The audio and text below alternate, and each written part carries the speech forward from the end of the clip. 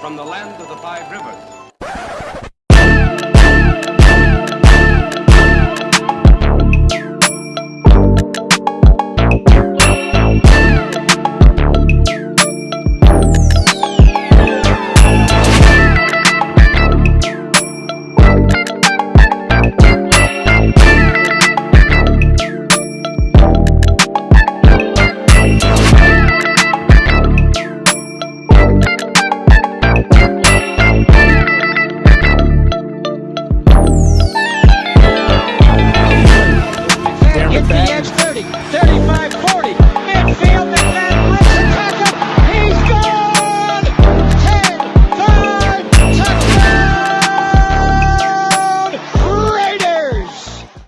Years ago, when we came to Los Angeles, I really believed that the greatness of the Raiders would be in its future.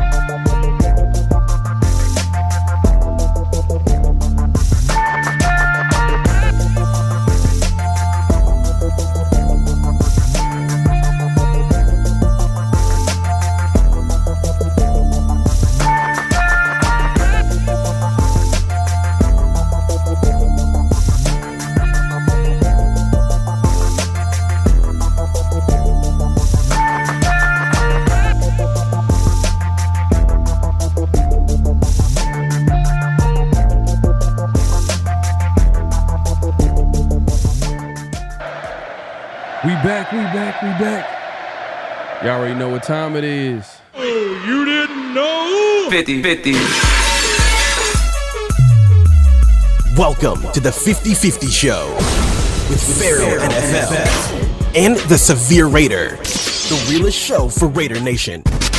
The perpetuation of the greatness of the Raiders to take a professional football team and give it a distinct characteristic that's different from all others.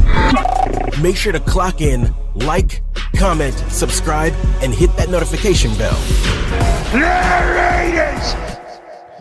Man, y'all already know what time it is, man. It's the 50-50 Show. Make sure to clock in, hit that like button, hit that subscribe button, hit that notification bell. Hey, man, we're going live on both our channels, so if you haven't already, make sure to clock in and subscribe to my guy Severe, as you can see on the screen. Obviously, myself, PharoahNFL.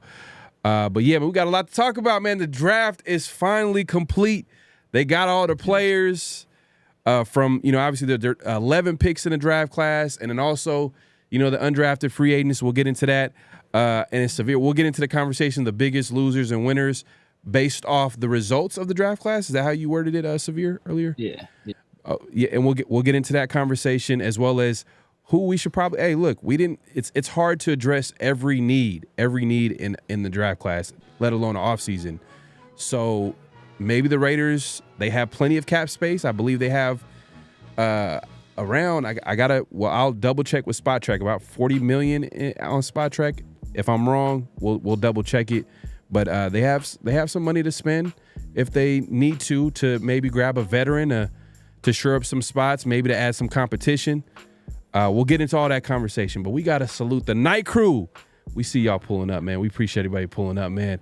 My guy Yaya Hatamaki, man, he says, salute. 50-50 is worth the wait, man. Hey, man, I appreciate that, man. Hey, one of our day one supporters, man. Appreciate you coming through and supporting the show. Eric Raider Haters Hunters says, salute, nation. I would like to hear what you think about the draft. Yeah, for sure.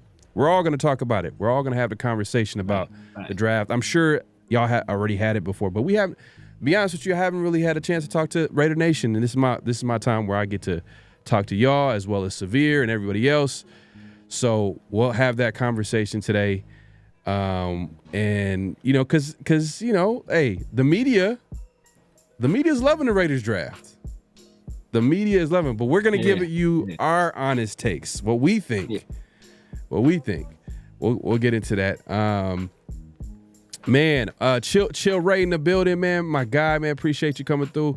Huey P coming through, man. Yeah, Space Beast, man. One of the hardest workers out here in YouTube, man. Severe putting in overtime, man. My guy, man.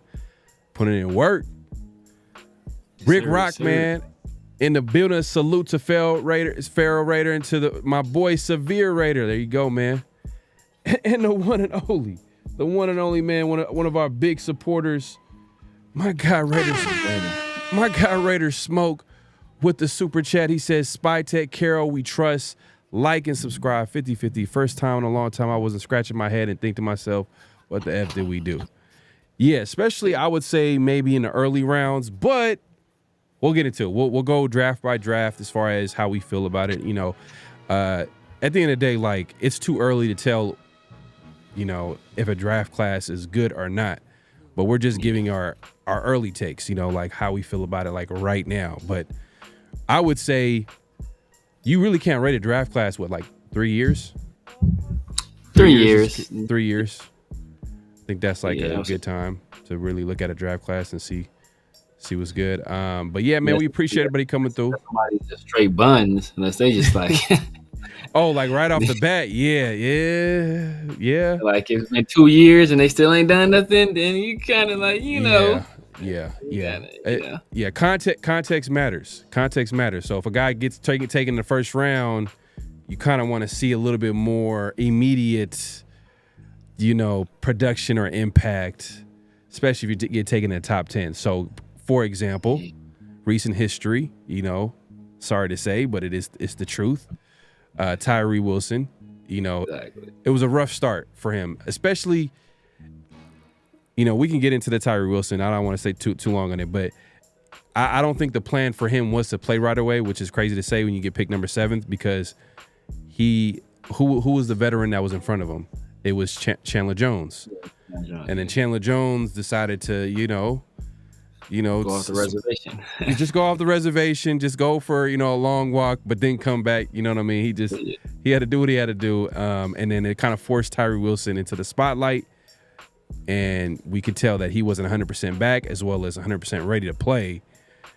And, you know, first impressions sometimes, man, that it'd be deadly.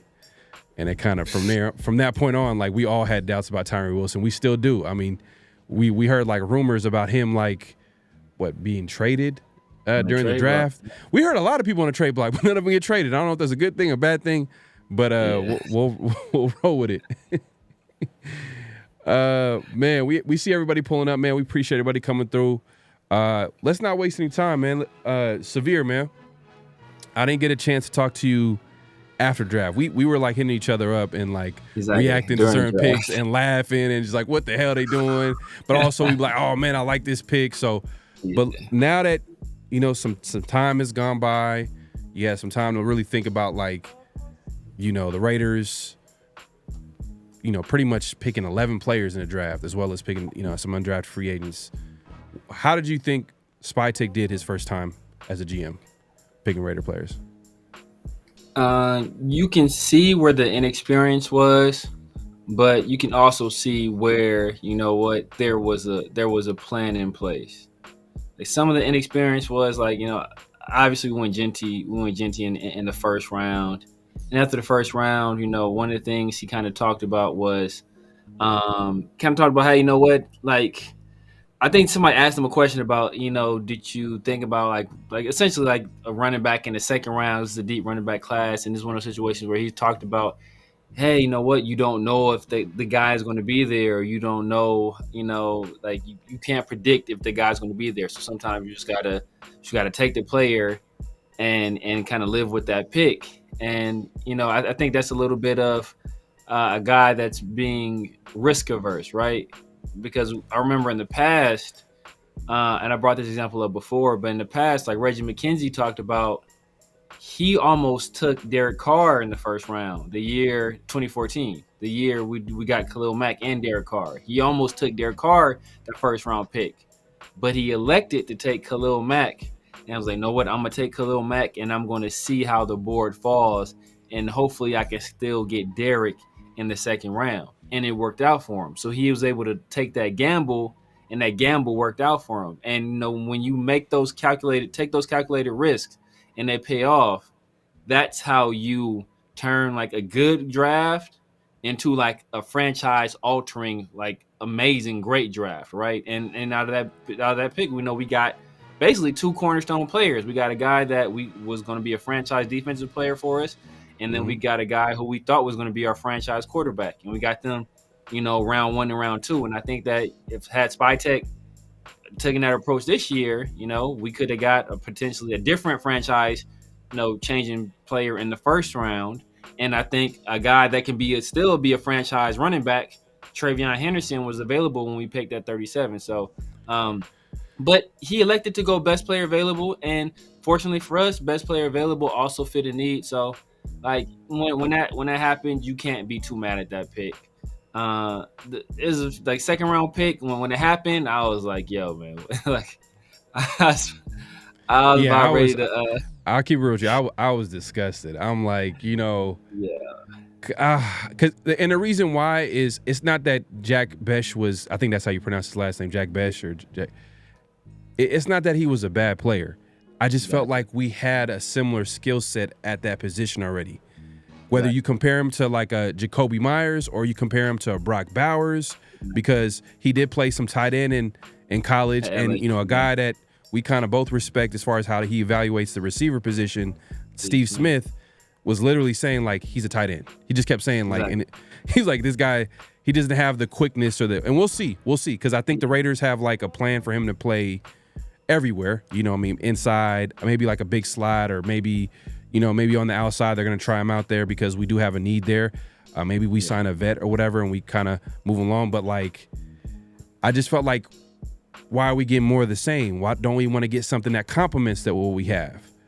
But like, hey, the whole draft is not one. It's not just one round. It's not one day. It's not one pick. So as it goes on, we kind of seen, if you look at it from a full view of all the draft picks, then you can like, oh, okay, this makes sense. All right. Exactly. Because as a player, Jack Besh seems like he could be a good player. And I actually I don't know if you heard him, he seems like a high character guy. Automatically, you could see this guy being a leader in the locker room. Oh, like, definitely. He just has that presence about him. So you just like, you factor that into that, especially a Carroll and a Spytek who are trying to make an impact on the team in the locker room. You want those types of players. So automatically, it just made sense. And I think there was a theme to that too as well, like high character guys, which, when new coaches and GMs come in, they want to make sure that like everything's done right. They don't want anything to go wrong. And in order to have that, you got to have guys that have the right mindset. And there's a certain mindset. Like one of the things that Spytek said that he likes, that he really values, and is humble superstars. Not to say that everybody's a superstar, but more so like, yeah, you're talented and you're great, but also you have like the awareness, of the players around in the locker room. Like you'll be able to do the little things to become great. And I think guys like Besh fits that. Guys like Genty kind of fits that. Now I'll say this. I'm gonna say this right now. Me and Severe been going back and forth about, Genty and if he's worth the pick and is he generational? How fast is he? And I've been watching a lot of Genty. Not that I wasn't watching him before, but I was watching a little bit more because obviously he's a Raiders now. Like I want to see. Look, I got Raider PTSD. I do have Raider PTSD. And he broke a lot of tackles at Boise State. A lot. And I'm like, is that going to work in the NFL where everybody's a premier athlete? Like, is he going to be able to have? But I'm going to be cautiously optimistic because there's a lot of people who are they're experts who play the game. They all rate Genty as the best back to come out. Like, they haven't seen a guy with this type of contact balance, like probably the best contact balance they've seen in a running back. So I'm going to be cautiously optimistic, but I'm also a little nervous, like, and his speed, I did say it was 4.5, but that's at best though. Now like I'm at best he's 4.5. At best he's a 4.5 guy, but that's neither here or there. I'm still excited about what Genty brings to the table, especially with Chip Kelly. What he can do, especially with the run game. Yeah. And I know you mentioned Henderson. I know Henderson is your guy. I know he's your guy. Yeah. And I was leaning towards the Henderson. I'm like, oh man, that would be nice, explosive option at running back. Like, and the fact that he's versatile and he's that skilled. But what was the guarantee that we were gonna get him? You notice a lot of the players that were linked to the Raiders, they kept getting picked ahead of the Raiders. Guess what happened? I think one of the players that was linked to the Raiders in the second round was Jaden Higgins, wide receiver. Yeah. Where does he go? Texans end up taking him. Did they trade up? They might have traded up to get him. I think they traded up to get him. I think. Right. They trade up. Yeah, they trade. Nah. I think they traded back out of the first round. That's how they picked up that extra pick. I want to say. I don't think they picked in the first round. And they traded back. I think then they traded up. Then they traded up with us. No, we traded down. We traded down with the Dolphins. Okay. Then the Dolphins used the Texans pick that they got then to trade up with us. Then possibly. I want to say that's what it was. Okay. Yeah. The Dolphins was the original. We traded back twice. We traded back twice. The Dolphins was the first team. The second team. Man, shout out to everybody pulling up, man. If y'all could jog my memory out, but there was a second team there was a second trade down, and I'm sure what had happened when Will Johnson was on the board, and then the Cardinals end up picking Will Johnson, and then the Raiders trade down. So it's like I don't think that was by chance. I think the Raiders were probably going to look to maybe add a Will Johnson at that point. For sure. The first trade down, I think they really wanted to do that. Possibly you can make a case that like they really needed the picks. I know Spytek said that when they talked about it, but I mean, Jaden Higgins was on the board, and that's a starting outside receiver possibly for this team. Yeah, I'm sure they probably would have really considered that, but we'll never know. We'll never know. I think they trade down. But now going back to Jack Besh, let's start there. Yes, obviously I was initially disgusted, but as the draft went on, I felt a little bit better. As I hear Jack Besh talk about, just seeing like the interviews and seeing him represent himself, I kind of grew to like it. I could see the versatility. And Chip Kelly, he's a creative guy. We'll just say that. He's a creative guy. So we'll see how that's going to work out. But let's start there. So we're at Jack Besh, and you weren't too big on it, right? No, I was not too big on it at all. I was not too big on it at all. For the same reason, for the same thing you spoke about. It's not as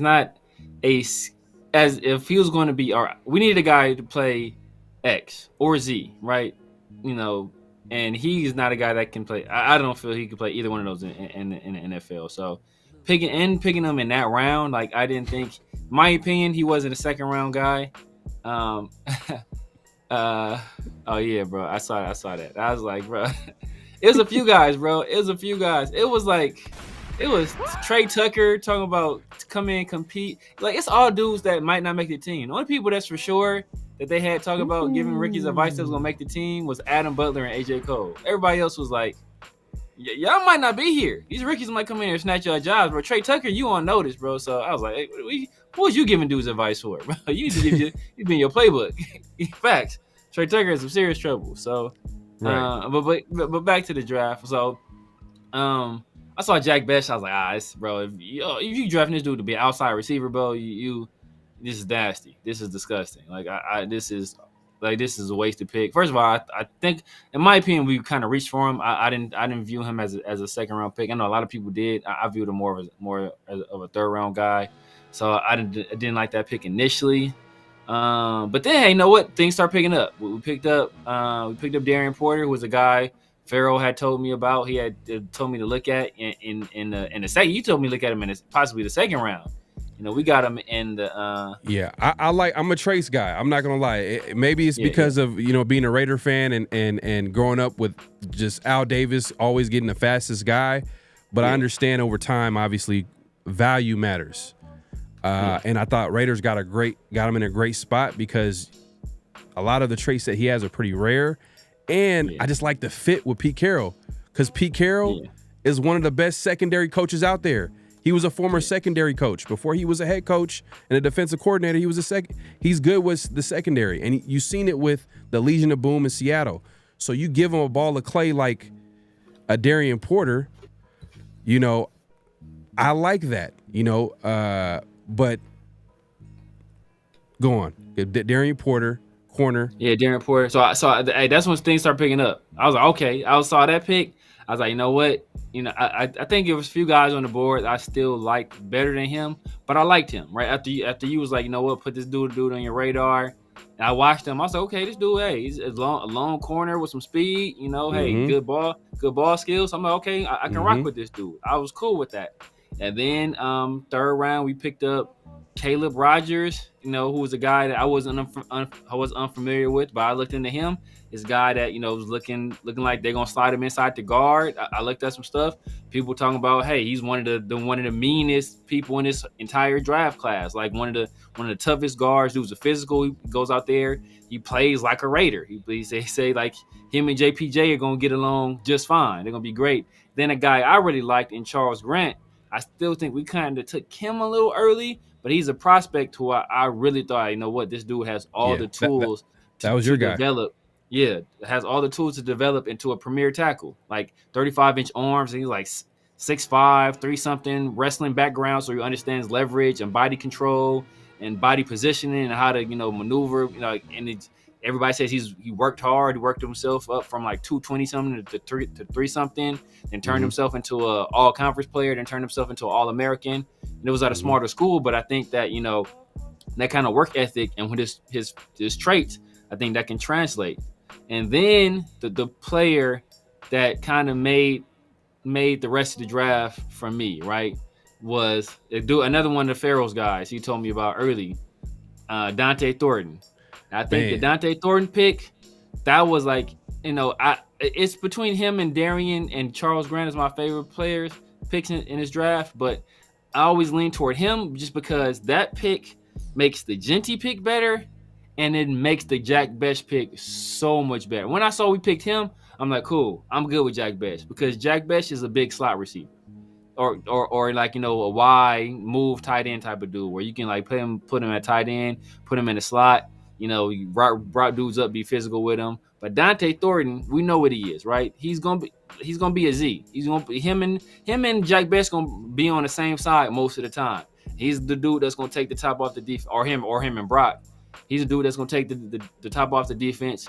Safety's got to play deep. So that's that's more room for Genty to run. That's more room for guys like for Jack Bech and Brock Bowers and Michael Mayer and Jacoby Myers to operate underneath because that safety, they got to account for Dante Thornton. So I just think having him, that just made everything else, that just tied everything up close. So that's why I was like, you know what? Spytek's playing, you can see it playing it was in motion. Yeah, the Dante Thornton kind of made me feel better about the Jack Bech pick. I'm like, oh, okay, whew. Now we got someone that needs some development. I'm not gonna act like he's ready to go right now. I think right now, maybe at best he could be like a deep threat. You could give him some snaps. Have him run the post, go route. Keep it simple with him because he has easy speed, and one of 3 players ever to be 6'4" and run a 4.3. And that's Calvin Johnson, Hall of Famer. DK Metcalf, one of the best receivers in the game. Yep. Just signed a huge contract with the Pittsburgh Steelers. was out there in Seattle, who Pete Carroll is familiar with. And now, a Thornton guy. Now, I'm not saying that he's going to be that. In my eyes, like, worst case scenario, you could develop into a role player, a deep threat. Best case scenario, obviously he has the skill set to develop into more. You know what I mean? When you see the 4.3, the 1.51 split, the long arms, you know what I mean, and all that. His vert is okay. It's okay. But if you think about it, he's 6'5". You know what I mean? Exactly. Like he's 6'4", 6'5". So it's like, all right, you know what I mean? Like 33-inch vert, all right, it ain't he's spectacular. He's not a 50-50 player. He's a catch and run dude, right? He's a deep threat. That's the role. Exactly. Right. So yeah, for sure that made the Jack Bech pick a little bit better. I'm like, okay, now Jack Bech is more of the Swiss Army knife. Where do you put him? A lot of versatility. Even with Brock Bowers. Brock Bowers is a tight end. You could put him in the slot. I'm not sure if you're gonna put him out the outside, but he's that talented. Maybe, you never know where they can move around. Same thing with Jacoby Myers. If you hear Spytek talk about Jacoby Myers the other day, he literally was saying that Jacoby's the slot, which I thought was interesting. I know that we were like thinking like Jack Bech is the big slot, but he called Jacoby a slot. I was like, oh, okay. You didn't say that by accident. So I'm like, all right. So maybe he's the guy, and maybe it has something to do with Jacoby being a really good blocker, and maybe Possibly. Chip Jack Kelly Bech is a good blocker too, though. Jack Bech is a good blocker too, though. So maybe that's part of what the Raiders are trying to do on offense. Everybody got versatility. You can move them around. Yeah. Even a Dante Thornton is a good blocker. He's a solid blocker. You know what I mean? That's something that if you see the call, y'all should check out like some of these rookie calls on the Raiders social media, where you could see them, obviously reacting to getting called by Spytek and Pete Carroll. And Pete Carroll was speaking to Dante Thornton to congratulate him and say that, you're getting picked by the Raiders. And one of the things he mentioned was like, man, we seen you in Oregon and we seen you blocking.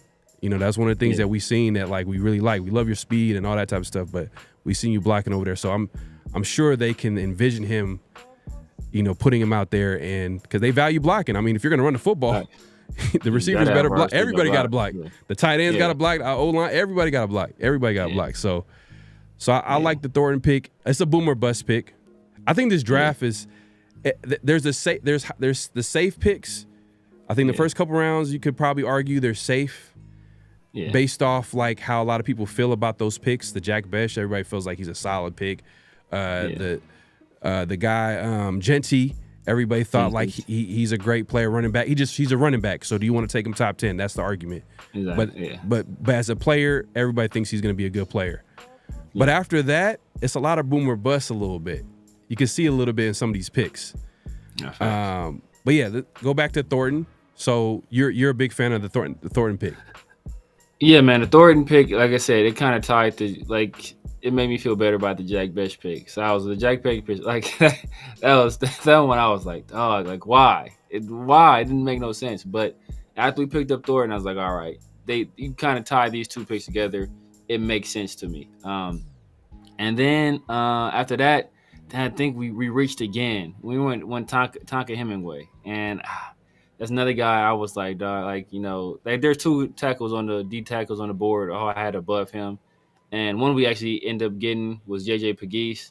The other one was Aeneas Peebles. I liked both of them better than Tonka Hemingway, but you know what? We went Tonka Hemingway.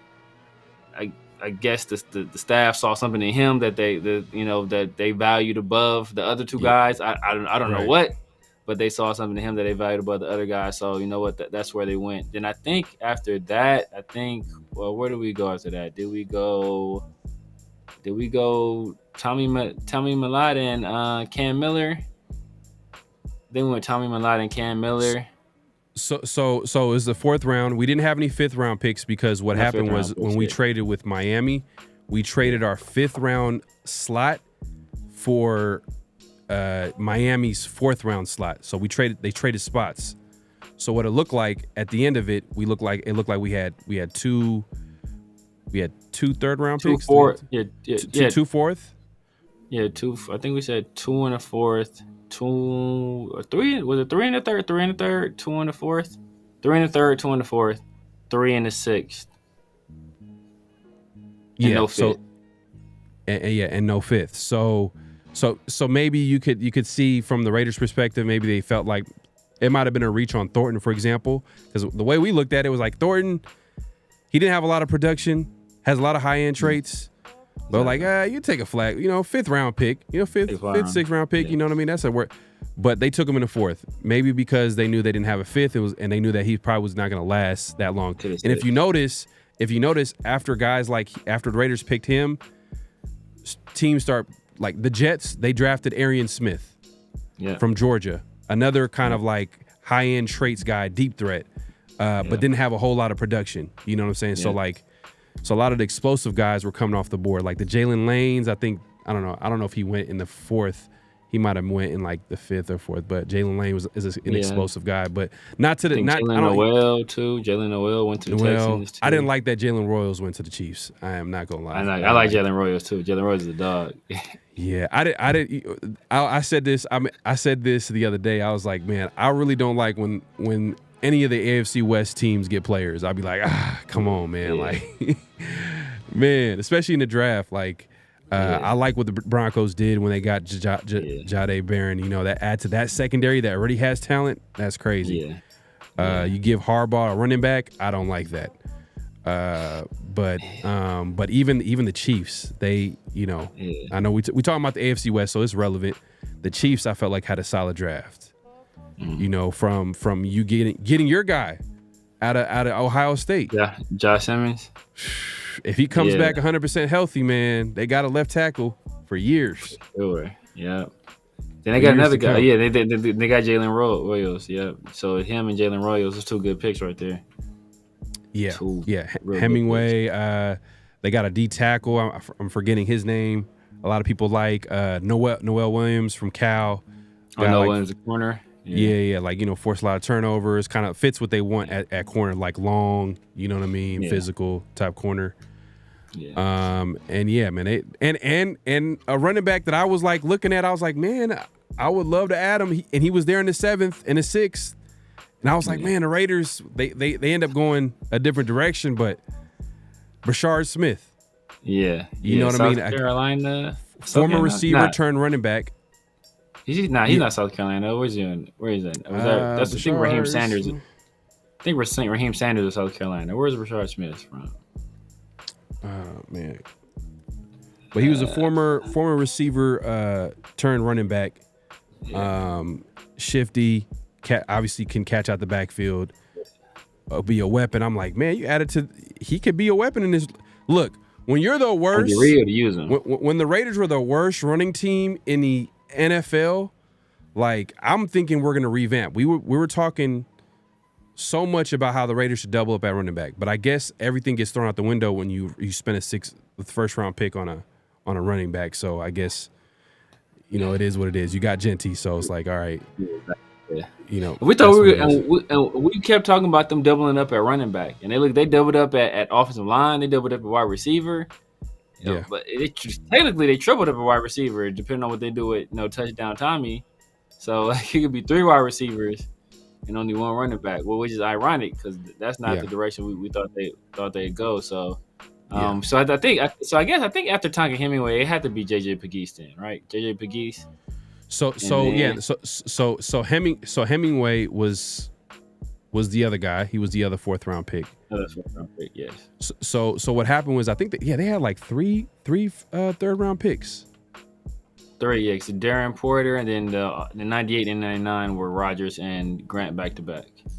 Exactly, and the first 4th rounder was Dante Thornton. So they went corner Darren Porter in the 3rd round, and then obviously at the end of the 3rd round, back to back with offensive line Caleb Rodgers and Charles Grant, and then after that Dante Thornton in the 4th, and then later at the end of the 4th. They were able to get Hemingway, who some people might say is a reach. He kind of fits what they want at D tackle, or Pete Carroll wants at D tackle, like undersized D tackle, got some pass rush. He's a tweener. Yeah. Kind of like the Quentin Jeffersons in the world, like the Solomon Thomas, like those types of pass rushers, those undersized, 3 techniques. under 300 pounds, that type of deal. So we'll see what the Raiders do. Do they like have him stay at D tackle? Do they turn him into a DN? Or they move him around, So that's just a guy they like, and that's kind of been a theme of the later round picks. They just went for guys that they like. They didn't care, no matter what. Yeah. Like they had a plan. It's a lot of boomer bust. But the next pick was a guy that you like, that you wanted at the spot that Hemingway went, yes. And that was JJ Pegues, yeah. JJ Pegues, yeah. JJ Pegues is a dog too, man. He's a dude that's for his size, dude is athletic, twitchy, dude he's played wildcat quarterback. He's played I think he played at running back. He's like, he's done it all. He's a guy that I think like his conversion rate on first downs, I think one scout was saying like he was like 25 out of 26 attempts, something crazy like that. So like, dude is like, not only was he a weapon on offense, and on defense, he was a weapon on offense as well. He's a guy that, like I said, you look at his movement skills and his feet, his coordination for a guy that size. He's a guy that he's a high level traits guy, and he's a guy that if you get him some good coaching, some better hand usage, some work on his pad level, he's a dude that can be a real force when you have that kind of movement ability at that size. So I just think that he's a guy that can really develop. And you get him with Robbie Leonard, man, like, we already know what Rob Leonard does with defensive linemen. So unless you're Tyreek, and what's crazy too, like in college they use him in short yardage. So, yeah, I'm saying he's like 25 out of 26 conversion attempts. So do you think Chip Kelly got something up his sleeve? You think he's probably gonna take advantage of that? Maybe, even though he has a Genty, a guy that was athletic enough to do short yardage. Yeah, I'm sure he will. I'm sure there'll be a package or something like that. I don't know if I doubt if it's something they'll do regularly. Because when you spend a first round pick on Genty, you better squeeze all the toothpaste out that tube you can. So you ain't gonna Yeah. So you got to get your money's worth. You got to get your values worth there. So I don't expect to be seeing a whole bunch of piggies doing that. But I'm sure there will be some packages with him out there. Or it could be a situation where he also be used as a decoy. They know that they see the scouting report. They know, hey, no, this is something he's done in college. Let's throw him out there, and then you motion him out and put him at tight end and just have him block, and then you're running in with Genty or something like that. So I'm sure they'll use him in a multitude of ways, because like why not? Yeah. And then so then we no, go ahead. No, and then after that, this is where this goes beyond my expertise. Like the Raiders were like, this is where the scouts did a lot of digging, did a lot of research. They went for a guy like I think Milan,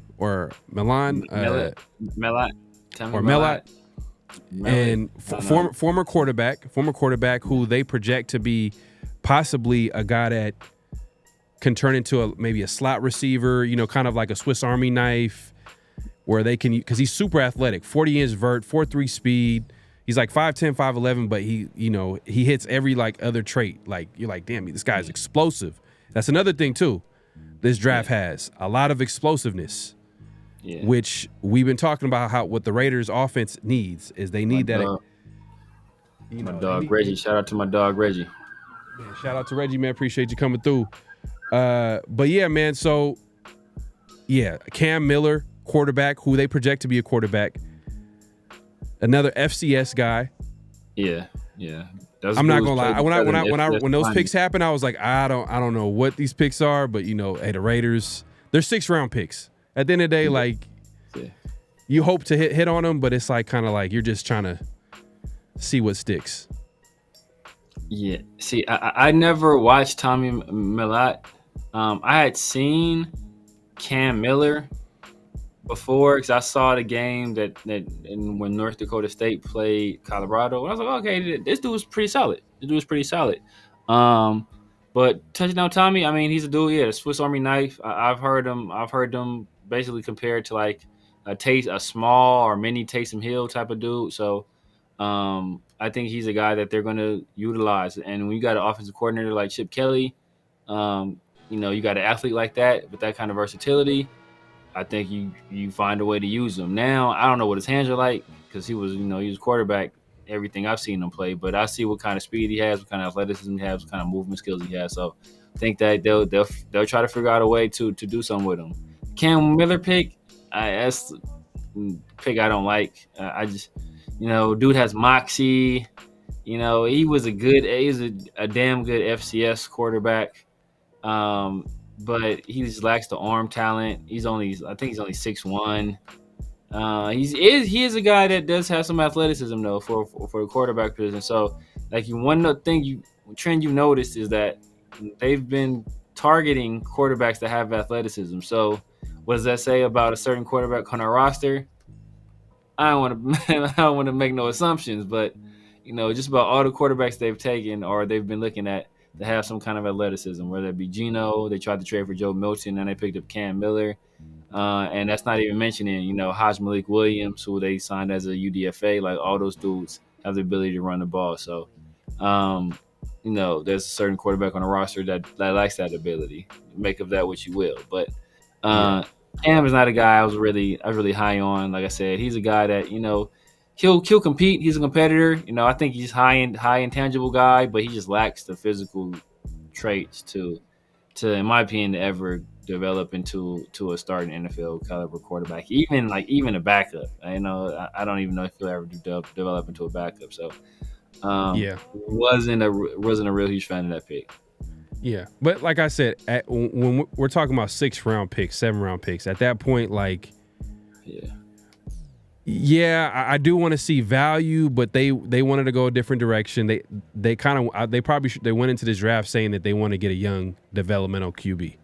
They just want to get a young guy in there, and it's not to say that like Cam Miller's is going to stop the Raiders from drafting a QB next year. No, they just want someone in the building they can develop and then go from there. But I was thinking maybe they can grab a Bashar Smith. I was thinking that maybe they can. Damon Martinez was there in the 7th. A guy that we like. I thought he was going to go a little bit earlier than that. Yeah. Maybe there's some injuries. I don't know. A lot of people did. A lot of people dropped. But like I said, when it came down to those later round picks, they kind of had their guys in mind that they wanted to get, no matter if it was a running back in there. I think they felt like probably Genty was enough. You get a guy like at number 6, you're expecting him to be that guy. Another thing too, to go back to what we were talking about boom and bust, like a lot of these guys got a lot of traits. That's a common theme. A lot of have like good traits. And I sent it to you on Twitter, and there's a chart where it showed like all of the NFL teams, and I guess based off their picks, what was it like, whether their picks lean towards production or traits, and 2 teams stood out: the Seahawks and the Raiders. So the Raiders they wanted to go in here. They want to get bigger, faster, stronger. They were going after guys that like they seem pretty confident. Like they're pretty confident about how they're going to be coaching up these guys. Pretty much, they're going to be dependent because a lot of these guys need development. Like Dante Thornton.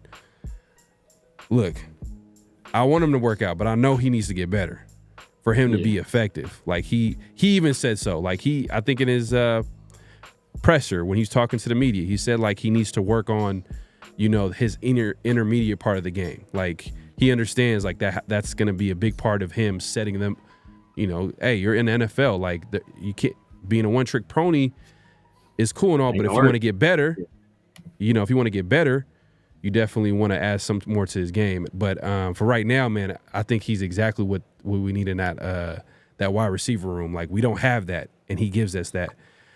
Does that put Trey Tucker on notice? I would. I know a lot of people in the chat saying it, but like, I wouldn't mind keeping Trey Tucker.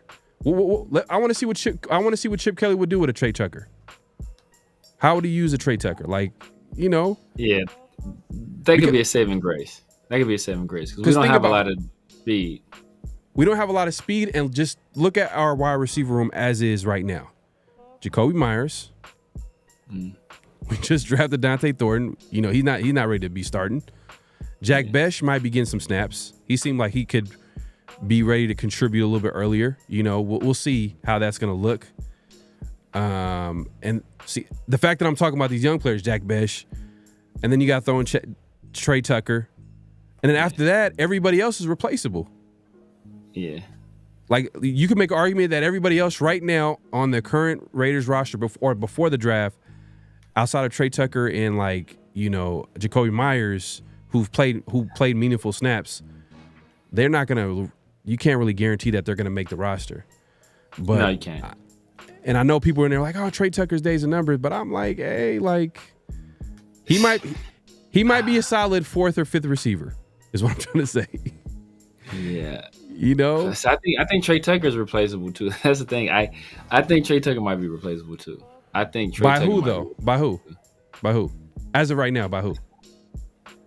I mean, it depends on what direction they want to go. If they want another speed guy, then it'll be that. If they want another speed guy, it's going to be hard. But if they just want a slot receiver, I think Kyle Phillips is a better slot receiver than Trey Tucker. Well, let's segue. Let's segue into. And we didn't talk about the last pick. We talked about the 2 back-to-back FCS picks, Cam Miller, and I'm forgetting my guy's name, but Tommy Millott. And then the last pick in the draft, who I was hoping like the Raiders were going to grab, you know, Martinez or Brashard Smith. The Chiefs traded up, got Brashard Smith. I know they're gonna do something crazy with that, like, because, you know, Andy Reid always got some up his sleeve. And then obviously the Seahawks end up drafting Damon Martinez, and the Raiders in the 7th, Cody Lindenberg, which a lot of people like at that spot. They felt like that was a great value pick as far as linebacker, which we were all kind of like expecting for them to draft a linebacker, but they didn't. At some point. Which is wild. So Amari Burney better be the guy. Eichenberg, you know what I mean? All the Bergs. We got all the Bergs. Yeah, Eichenberg, Lindenberg. Hey, you know, it'd be crazy if like they end up being like great linebackers or good linebackers for us. That I could see Berg and Berg. I could see Berg Associates. Berg and Berg Associates. Man, that remind me of the law firm, Howard. Yeah, Morrison and Thomas Howard, man. R.I.P. Thomas Howard, man. But R.I.P. for sure. Yeah, go ahead. Man, but the Lindenberg pick I like. I like Lindenberg as a player. I think he's a guy. I think he can push. He can push for some playing time, like immediately. You know, he might push some guys off the roster. He could push. I could see him pushing Eichenberg off the roster. I could see him possibly pushing like a guy like Devin White off the roster. So I wouldn't be surprised if this guy makes the team. He's a smart player.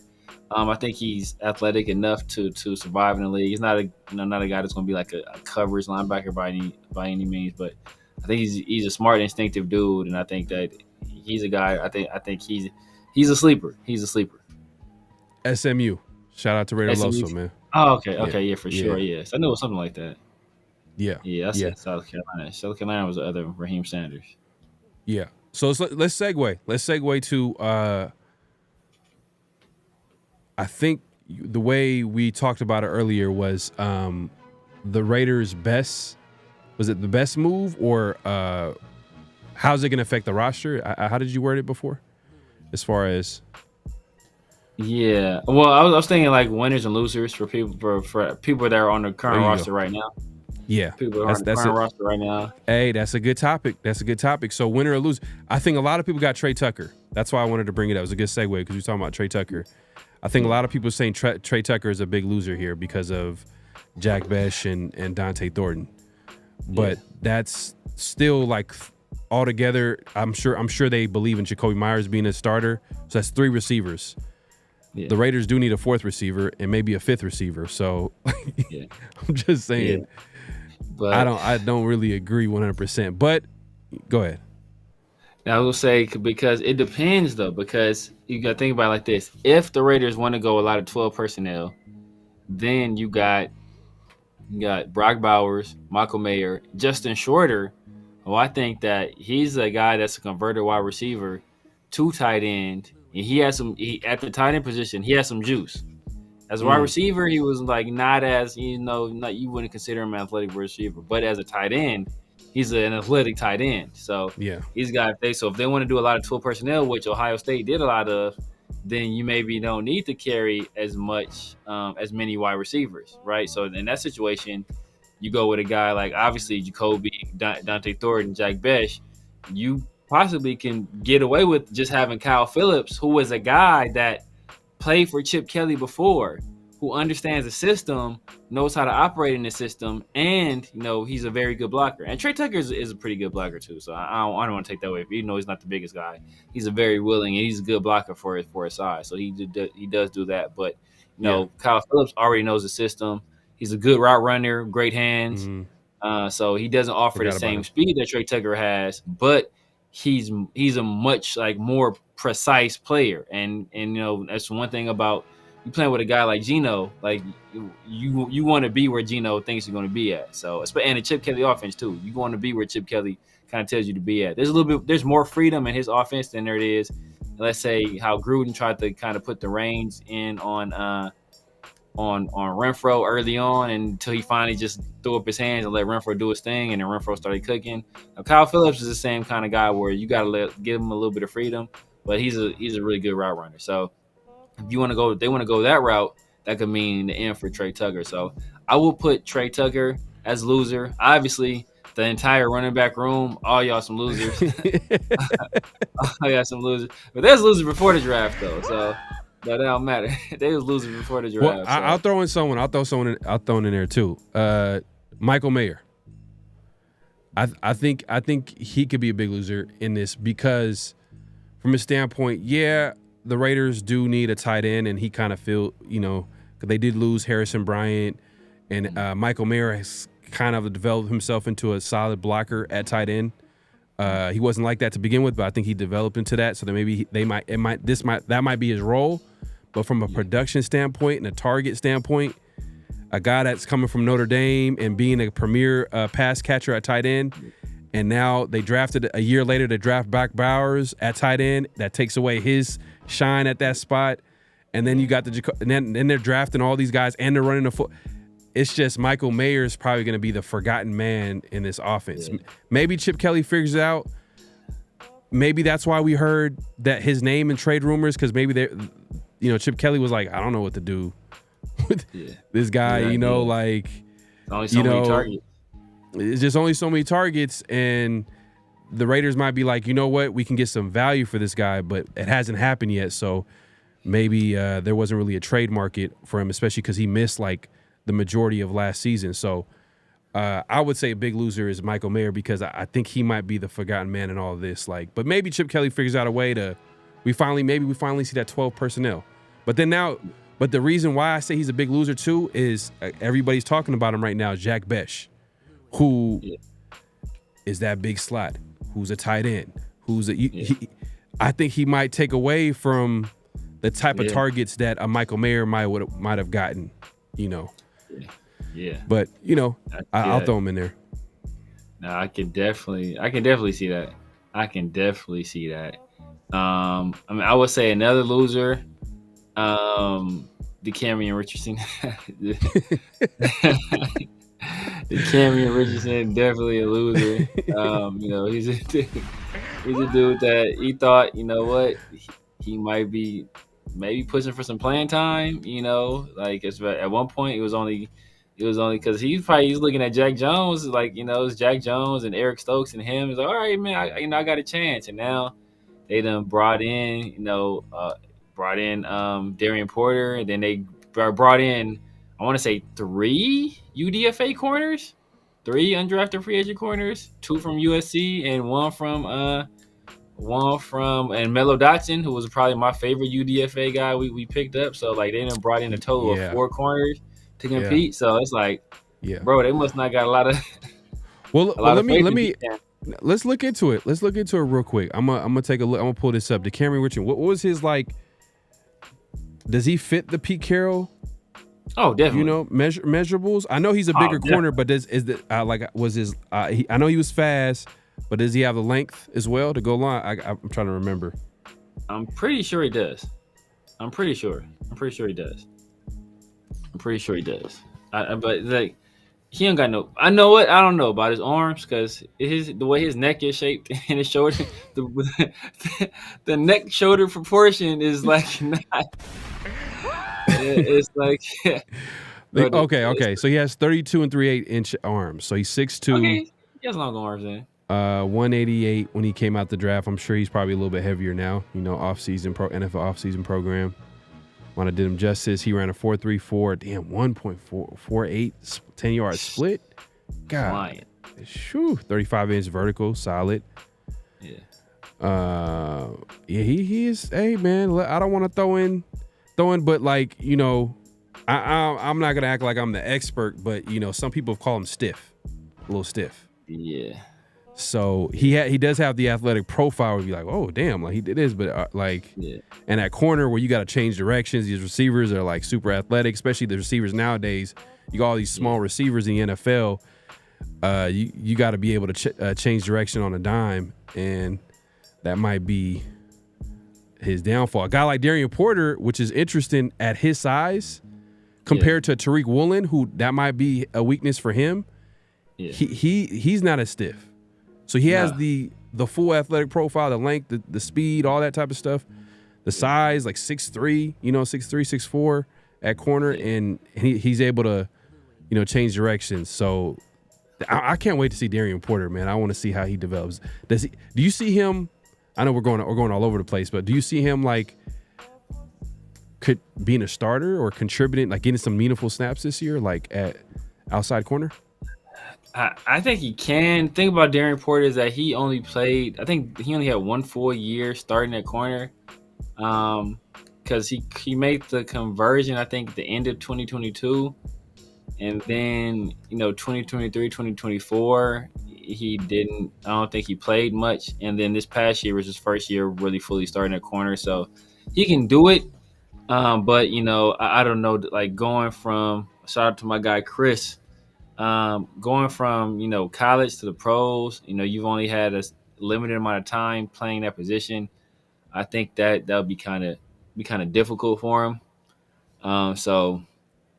But hey, I wouldn't put it past him. He's a competitor. He's a guy that has athletic profile.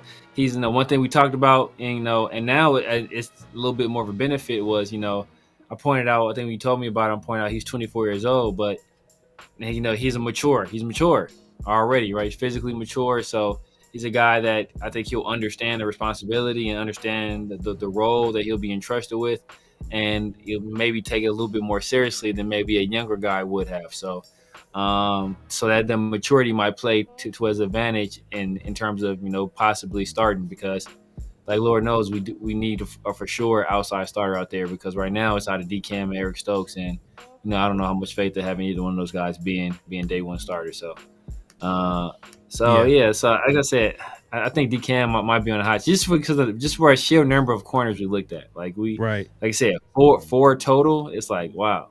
Plus the guys we signed, and Lonnie Johnson and Eric Stokes when he was already here.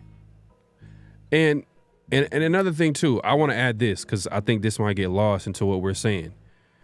We're not saying they're losers and they're gonna get kicked off the team, they're gonna be cut or whatever. We're just saying that right now it looks like they're gonna have an uphill battle. But in reality, what does Pete Carroll preach? He talks about competition. Yeah. So this is feeding into the competition, is adding more talent at certain positions and letting the best players rise to the top. So a guy like Darian Porter, he needs some development for sure. But isn't that what they said about Tariq Woolen? He was drafted in the 4th round. He had all the crazy physical measurables, but no one expected him to contribute year one. Right. And then the rest is history. He had a really good rookie year. Not to say that Darian Porter is going to come out the bat and and shock the world and be the best corner in the NFL, but we'll see. I mean, Pete Carroll, he's done his magic before, man. Like Richard Sherman was drafted in the 5th round, so he knows how to develop these later round, these later round cornerbacks that have different, crazy physical. I don't think Richard Sherman wasn't that fast. I don't think Richard Sherman was that fast, But he had the size, the length. You know, he fit the Pete Carroll type of corner. But we'll see what the Cameron Richardson. He might end up being one of the best guys in training camp, just because he responded to the challenge of all these players competing against him. So so we'll see, because he got it. I mean, I know we said he's a little bit, you know, he might be a little stiff or whatever. I don't know how that's going to work out, but hey, the Raiders, it's not like they're going to be playing man-to-man coverage every play. Like they're going to play a lot of zone. Exactly. So, but you know what's interesting though? Like, does Patrick Graham have a say in any of these picks? I don't know. It's kind of weird, because we've kind of like, he's kind of the forgotten man in all of this. Like, he's the defensive coordinator. He's been here for like at least 4 years straight. And all we've been talking about is Pete Carroll is getting his guys corner. Like, you know, a lot of the Patrick Graham guys didn't really come back. You know, some of the Trayvon Morrigs, and obviously the Spillanes. You know, Devon Diablo, whether we like it or not, he was a guy that was here that when Patrick Graham was coaching here. But my point is that, like, it just feels like Pete Carroll is taking full control of who's going to play on that defense, and Patrick Graham is just going to call it based off what he has. So that's going to be interesting to see, and that transition of, like, because, you know, Patrick Graham, I'm sure, has his idea of how defense should be played. I don't know. You think there might be a clash between a Patrick Graham and a Pete Carroll? No, because Patrick Graham seems like he's a guy that's been adaptable. So I don't think he's too rigid in what his scheme is going to be. You know, he's been a guy that's been a position coach before. So I'm sure he's had some things he likes, you know, some things that are non-negotiables. But I'm sure there's also some other things that are more flexible. And I'm sure it's likewise with Pete Carroll, where there's some things like, you know what, these kind of things are non-negotiable. These things I'm more flexible on. At the end of the day, Pete Carroll is the head coach. So, you know, you kind of gotta run what he wants to run. But I'm sure he gives, you know, a whole bunch of freedom and autonomy to Patrick Graham to kind of do his thing. So I'm sure he has some freedom. But in terms of input, I'm sure they come to him and ask him questions, but I don't think he has any like full say on it. My guy, Raiders Allegiance in the building, man. Loon, he says Lindenberg, Iceberg, Pittsburgh, Lakers in 5. It's about to boy, be it ain't Lakers in 5 right now. They might have to push it to 7. It might be Lakers in 7 if they really want to win it. If they want to win, it might be Minnesota in 5. To be honest with you. But the Warriors handling business, you know what I mean? They taking care of business. I told you, experience will prevail. A team like Houston Rockets, they might be younger and more talented, but they never. Talented. But it's the playoffs is a whole different ball game, man. The intensity's different. You got to focus. Like, every little thing matters, and I think, especially, you would think that they would win that game the other day, without, you know, my guy from Butler, you know, who was hurt the other day. So, and then obviously they end up winning again yesterday. So it's like, all right, well, you know, it's just a matter of time now. But I don't know how long it's going to last, because you got, once they get to the second round, what are they going to play? The winners of the Clippers and Denver, they'll probably play Minnesota. No, you guys are the what seed? You guys playing the 2 seed right now? Damn, are the Warriors the 8th seed? Damn, that's terrible. Yeah, the Warriors are the 7, I think. The Warriors are the 7. The Memphis was the 8th seed. The OKC took care of them.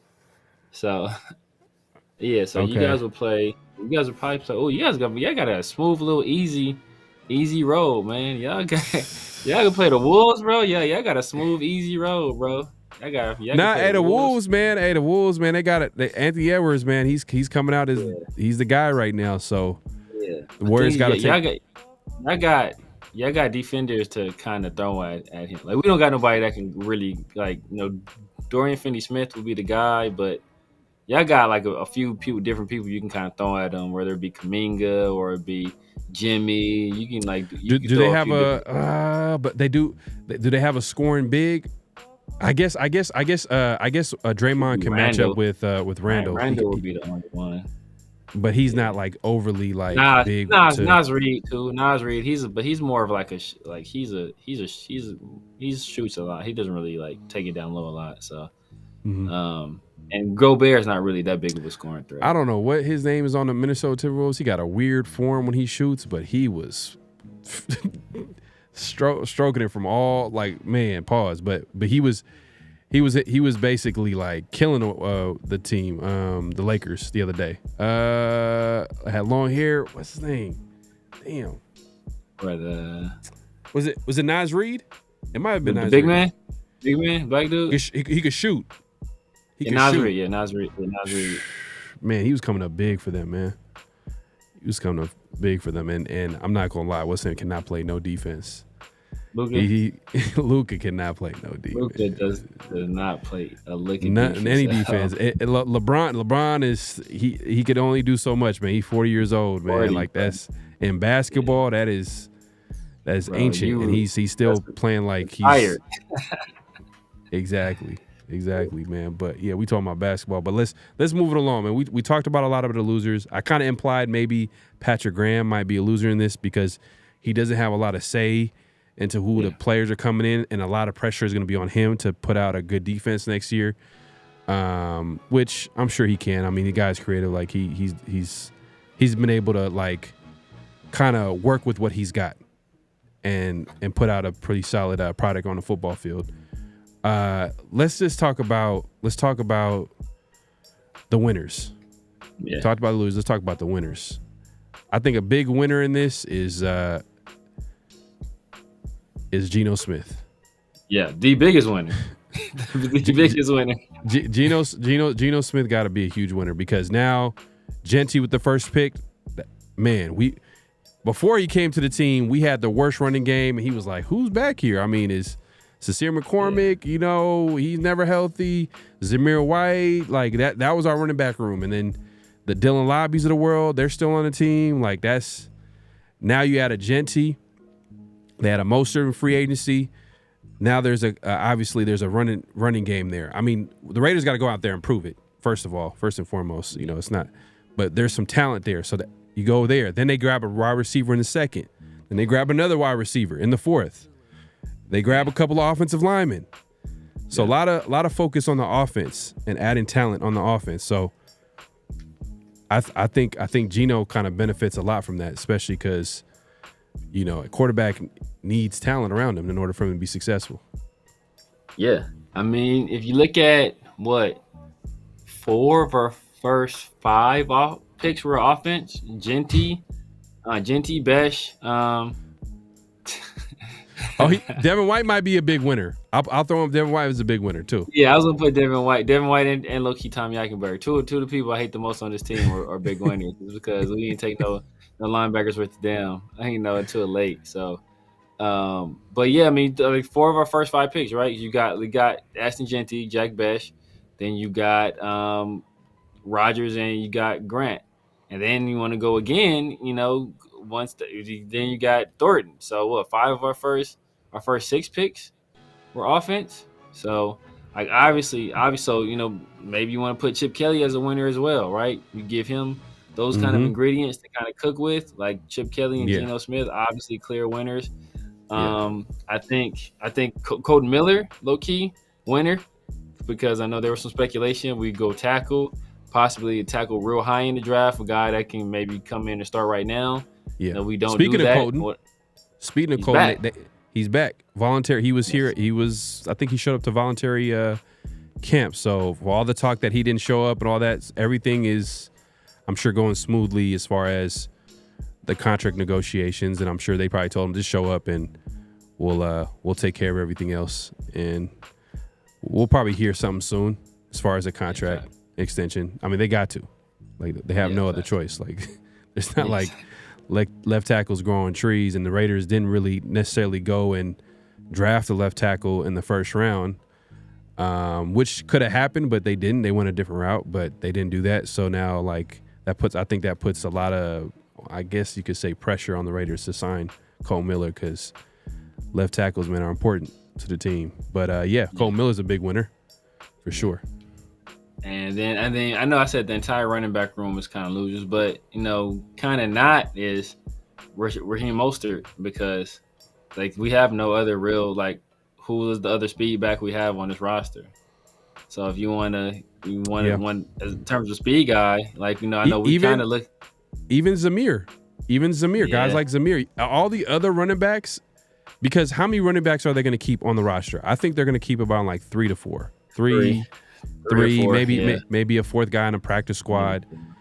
So I think we've been talking about they need to grab a couple of running backs. So that kind of like almost made all the other guys kind of on notice, like, yeah, they're probably going to get cut. But since they only drafted Genty, then there is a chance the Zamir Whites of the world can make the team. The Sincere McCormick's can make the team.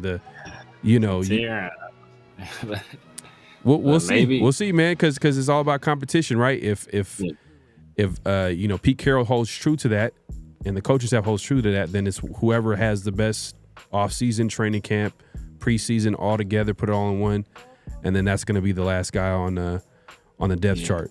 So guys like Zamir White, maybe a guy like Chip Kelly, who's quoted to say, like, you have a system, but you also need to tailor their system towards the player's strength. So you got to know what you have. So maybe that benefits a guy like Zamir White, who finished the season strong in 2023, but when 2024 happened, they had a completely different system, which didn't tailor.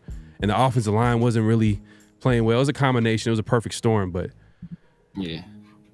But yeah, you could say Zamir Moore has a chance. I would say another big winner would be. Man, I was just thinking about it too. We said Geno Smith. We said the offensive line. We said offensive line. Cole Miller, Chip Kelly, Brock Bowers. Yeah, I mean, yeah. It just solidifies. We kind of knew it. We already knew it, but now like this solidifies. He is the number one option. And nobody else. Everybody else is a role player. Everybody else is like secondary to Brock Bowers. Yeah. From the Jacoby Myers. Maybe there was an outside chance because, you mentioned like the Tetaroas, the T-Max. Maybe they come in there that might dip into his production a little bit right there. But that didn't happen. The Raiders went a different route. They went to get a guy that's more complimentary, a guy like Jack Besh. We'll see how that fits. But but it just solidifies that Brock Bowers is the number one option, and then it's everybody else. So, and some of the guys you could probably say that will complement him. A guy like I don't know if it's gonna happen right off the bat, but a Dante Thornton, that's gonna, if he can develop his game, add a little bit more improve his route running, maybe the intermediate part of the field. I'll say this about Dante Thornton: everybody loves the pick. I've been watching him a little bit, and I gotta watch a little bit more. It's not a lot, he didn't have a lot of production or whatever, but his hands, it's like almost like it's not natural. He's not like a natural pass. Yeah. But the thing is though, he tracks the ball well, like really well. Like that's the crazy thing. He tracks the ball well, but when he catches a ball, it just feels like he catches it with like his fingertips. Like it's just weird. like he's about to drop it. Like, come on, come on, man. Like a DB could just smack that ball out of his hands. I don't know. Like, am I tripping? Do you see the same thing? I kind of see what you mean. It's not a natural thing. But like classic. He's speed here guy. to. Oh yeah, for sure. He's here to just put stress on defenses. That's his thing. And he, like you said, he tracks the ball well.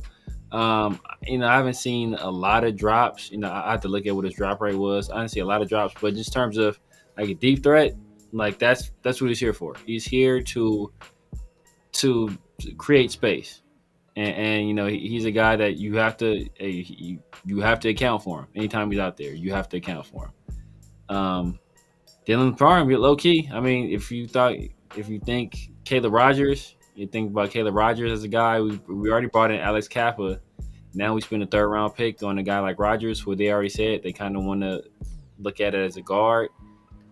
Dylan Parham could end up. I think just added competition alone. So I think it's not on the roster, but Spytek, man. I think Spytek I think he's a big winner just in terms of all the praise he's been getting from all over the LS ain't place. gonna let me slide, bro. He ain't gonna let me slide. Just seen that, man. But yeah, if you look at Spytek, all the praise he's been getting from all over the place.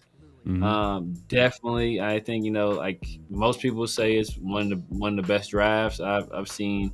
Most publications put it top 5, top 10 at the lowest. So he's been getting a lot of praise for this draft. So I think that for it being his first draft as the guy, as the GM of the team, not mad at it at all. Not mad at it at all. So I think he's a big winner, and if he continues to put drafts like this together, I think he'll have the Raiders on the right track. Yeah. So, outside of that, I guess you could also talk about the offensive line, a huge vote in confidence in them, and then the fact that like the guys that they're already there, like they kind of like feel like they can take that next step from the JPJs, from the Glaze. Obviously, they believe in Cole Miller. They're going to give him a contract. Alex Kappa, I don't know why, but but I maybe because even guys like Caleb Rogers and Grant, technically they're more long-term moves, not short-term moves. So because Grant for sure, Caleb Rogers, go ahead. Grant for sure. Caleb, I don't know about Caleb, but go ahead. Because they're gonna turn Caleb into a guard, right? Yeah.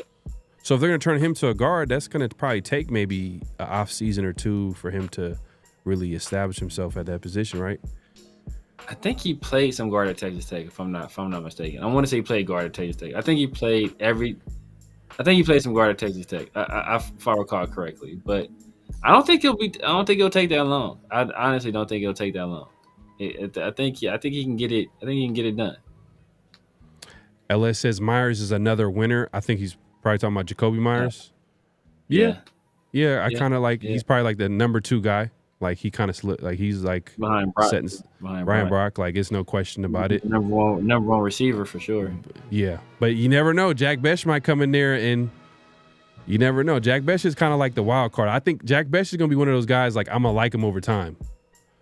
Yeah, like what he brings to the table, because obviously his skill set. I'm like, we already have a little bit of that, but then the more you hear him talk, you see the value in him. Like oh, okay. And Chip Kelly is the biggest wild card, because he's gonna be the one that's gonna have to like figure out an offense and like make it work, because that's what's really gonna make it work. To be honest with you, so I don't be going for the talk no more, man. I don't care what dudes be talking about. Ever since C.O. Moore tricked me, I don't care what you say no more, man. C.O. Moore had me thinking he's about to go to the Hall of Fame, bro. I was like, man, this dude about to be. His post, I thought this dude was about to be the best player in history. Like the way he was talking. You said C.O. Moore, man. C.O. Moore, you know what's messed up about C.O. Moore? The last memory I have in him is him doing like the LeBron, like. You know what I mean? 10-minute handshakes. You know what I mean? Yeah, bro. With Khalil Mack until they got a penalty that I'll never forget that. Yeah, after a sack. I want to say it was a sack. It's like at the end of a game too. It almost messed us up because it cost us a game, I want to say. Yeah. So, but he had me thinking like he was about to be the great. Like you listen to his like especially after he got drafted, what he was talking. Bro, you would have thought he's about to be the best player you ever seen in your life, bro. Like, I'm about to work. Well, boy was talking like that too. Who's boy we got from the Cowboys? The D tackle that didn't end up working out. Dang. Like he was like 6'4", 6'5". Yeah. I compared Tyree to him too. Oh, yeah, long. David Irving. David Irving, yeah. Yeah, David Irving was talking all that too. He talked a good game too, and it didn't back it up. So I don't care about all this talking, man. You got to show me. Okay. I guess if you say it in that way, because I was about to throw in some names in there that like you thought they were going to be better than they were, but they never panned out. Like, like I thought Denarius Moore was going to be better than what he was. He didn't pan out. But it wasn't based on talk though. It wasn't based off talk. That's why I said I was like, it's not based off talk. All right, maybe Jerry Porter. I thought he was gonna be better. You know what I mean? I thought he was gonna be because you got the Tim Browns and the Jerry Rice, and he had the diva mentality. You know what I mean? Like I'm like, all right, but he never really, came out. At best, he was maybe a number 2 receiver, but that was me with Tommy Kelly because Warren Sapp was talking about how good Tommy Kelly was. And Warren Sapp talked like Tommy Kelly, like, man, once Tommy Kelly, only reason he's not playing 3 technique because I'm here. Once I'm not hearing Tommy Kelly 3 technique, he's gonna be one of the best 3 techniques in the league, and yada. And it never happened. Well, he was a good D tackle. He was good, but he was never great. No, he was never great. And Warren Sapp was talking about him like, as soon as I leave, Tommy Kelly about to be that dude. Yeah, like never happened. Yeah. And greatness too, like it transcends the situation. You notice like great players, they're great no matter what. Like it don't matter the circumstances sometimes. Like Brock Bowers, you just notice that it didn't matter who was back there, he still was producing, he still was getting open, he's still seeing that he was a great player. But the other guys, you have to make excuses. Like, you know what I mean? Like, they might be good players, but it's just like they're not great because, like, they didn't have perfect blocking, or, he didn't have time in the pocket, or the receiver, like, you know what I mean? Like, it's just so many different, you got to make a lot of excuses. When you got to make a lot of excuses, that means the talent couldn't overcome the circumstances, but it is what it is. But yeah, I agree with Ellis, man. Jacoby, clear number 2. All these guy Red of Smoke had a winner. I think you seen a super my chat. guy Smoke, man. My guy Smoke. Let me get to it, man.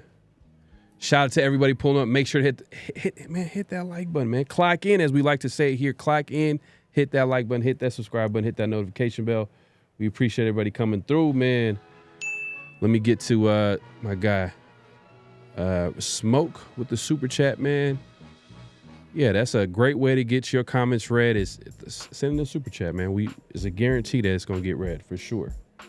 It's a lot of people sending in the comments. We appreciate everybody messaging. We're trying to get to as much as we can, but Smoke, my guy, he says, winner is Mark Davis, putting together a competent coaching staff, front office, and taking hands-off approach and staying out the way. Hey, okay. It's still early, but Mark could obviously be a winner in this for sure. Right. Just because this might be the right combination because there's a degree of separation. Yeah. Because now it used to be Mark, the head coach, and then the GM. Yeah. Now it's Mark, Tom Brady, the GM, and the coach. That's what we feel like it is right now. So now it's like, all right, so even if Mark wants to do something, like Tom Brady will be there to be like, calm down. You know what I mean? Like, just let it play out. Like, we got to do this the right way. Yeah. Just let him, hopefully that's how it is, because we want a little bit of degree of separation, because we're not saying that Mark doesn't want to win. I'm sure he definitely wants to win in Vegas or for the Raiders, but I felt like at times where he says that he's not involved, he is involved. When you're making decisions to get rid of coaches, you're trying to, you're criticizing coaches after games. I'm like, bro, like, you gotta having the meetings every game with coaches. Yeah. Shout out to Vic Tafer, beat writer, man. He's leaving not the Athletic, but I think shout out to him, man. He's going come back to the Bay Area, I should say. And he's going to be a beat writer for the San Francisco 49ers. He's been a beat writer for the Raiders for at least, 15 plus years. I think he was the one that was talking about Mark Davis, meeting up with coaches. I think he said he stopped with John Gruden. He didn't do that with John Gruden. Yeah. John Gruden had him in check. He was like, hey, bro, be cool and all, man, but you can't be doing that. But everybody else, he was doing that too. So I just think he trusted John Gruden. I don't know if he ever trusted anybody else like that. Like, I think he was like, hey, John, I know you got it, bro. I'm going to let you do your thing. Right. We're talking about Mark Davis as a winner. Another way he can be a winner is that, think about it like this. Pete Carroll's a big name. That can be an attraction. Geno Smith's kind of a big name. That could be an attraction. You just drafted Aston Genty in the first round. Big name, player that everybody knows. That could be an attraction. What is that going to do? Raider fans might not sell their tickets now, right? They might keep their tickets, be in the stadium. You might get, that bigger. I know he's been wanting wanting the crowd to be more Raider and more Raider friendly, feel more like a Raider home game. So I think that we got these new people here, these big names that might encourage fans to stay, to keep their seats and actually go to the games rather than selling them off to other people. Yeah, man. So we'll see. A lot of that stuff we won't really know until some time. You know what I mean? We don't know how Spytek is going to be at GM until we give him some time. That's the key. That's the key thing. It is what it is. It's you can't find out tomorrow. You got to wait like a few years, especially GMs. Their whole to know if they're successful or not is like you got to look at it from a 5-year, plan. Like if it doesn't go through, then you can reevaluate. But for head coaches, maybe 3 years. 3 years at 3 years. But sometimes certain situations, you got to give them the full 5 if they're like rebuilding from the top up. Like you got to give them time to grow within and develop that roster. But not if you're the Raiders. You gotta give them a damn thing. well, with the Raiders though, I think they're gearing up. I think 2026. Damn, that's crazy. We always say every year we be like, hey man, it's gonna be next year, man. The Raiders are gonna they're finally gonna turn the corner. But I'm thinking 2026 now. In all seriousness, I think 2026 is because a lot of their moves are not right now moves. I'm trying to hear 2026 talk. Like we just got done talking about like a lot of the picks are boom and bust. Like a guy like Dante Thornton. I know East Coast is not a big Dante Thornton guy. I see you. He said Thornton is he has a 10%. Shout out to Smoke, man. Appreciate the super chat. But he said Thornton has a 10% drop rate in college. Oh, damn, that's hey, crazy. I'm not gonna lie. The way he was catching the football, like it's almost like he figured out how to catch yesterday. Like he just figured it out. Like, but seriously though, I think Thornton. Look, if he can develop into a deep threat, I'm good with that. Mm-hmm. You know what I mean? I'm that's good what with that. Yeah, but if they're able to develop him into more than that, crazy. That'd be crazy. Perfect. But I'm not hoping for that. I'm just saying like, based off his skill set, what he did in college. I mean, he averaged like 25 yards a catch. Yeah. 26.6, something like that. It's kind of what we need. I mean, can you argue that maybe he might draft a little bit higher? Sure. But that's how the draft goes, man. I mean, it could have been like 4th round. I know we were thinking like 4th round or 5th round. I think you were thinking like 5th round, something like that. 5th, 6th. I ain't gonna lie, 5th, 6th. Yeah. But then when we did a lot of our mock drafts, a lot of the guys that were available in the 5th, 6th were taken in the 3rd, the 2nd and 3rd. Like there's a few guys that went early. Nah, facts. Oh, I wanted Xavier Watts, man. The Falcons had a great draft. I like their draft. Yeah, they had a good hella draft, bro. Just they came out swinging. Man, I like the Falcons draft. And they got Bowman too, I think. They got Billy Bowman and Xavier Watts. Billy Bowman. They're gonna put Billy Bowman at nickel corner. That's what I was saying. But that's what I see, and that's why like I was saying, like he's a guy that you can play him at safety, but you can play him at nickel corner too. He can do both. And that's what I was saying, like, bro, that's the dude I really like too. And he's super competitive, super feisty dude. Like, bro, it was, man. Raiders weren't gonna pick him though. He got like 28 arms. So. He doesn't fit the measurables. He got like a little T-Rex. See, but I don't know because I don't know what was Earl Thomas's measurables. That's the thing. Earl Thomas is like what, 5'11", 6'1"? Like he was 6 feet? 5'10", I think. 5'10"? No, he's not shorter than 5'10". Earl Thomas. He's not shorter than 5'10", but he's like 5'10". I want to say he's like 5'10". Earl Thomas combine. Let me see. Combine results. 31 inch. 31 and 1/4 inch arms. And how tall is he? He's 5'10". 5'10". Yeah, but they had 31 inch arms, so it's a little bit different. Yeah, it's different.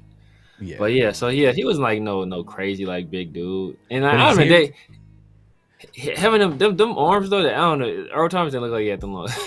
But he was fast though.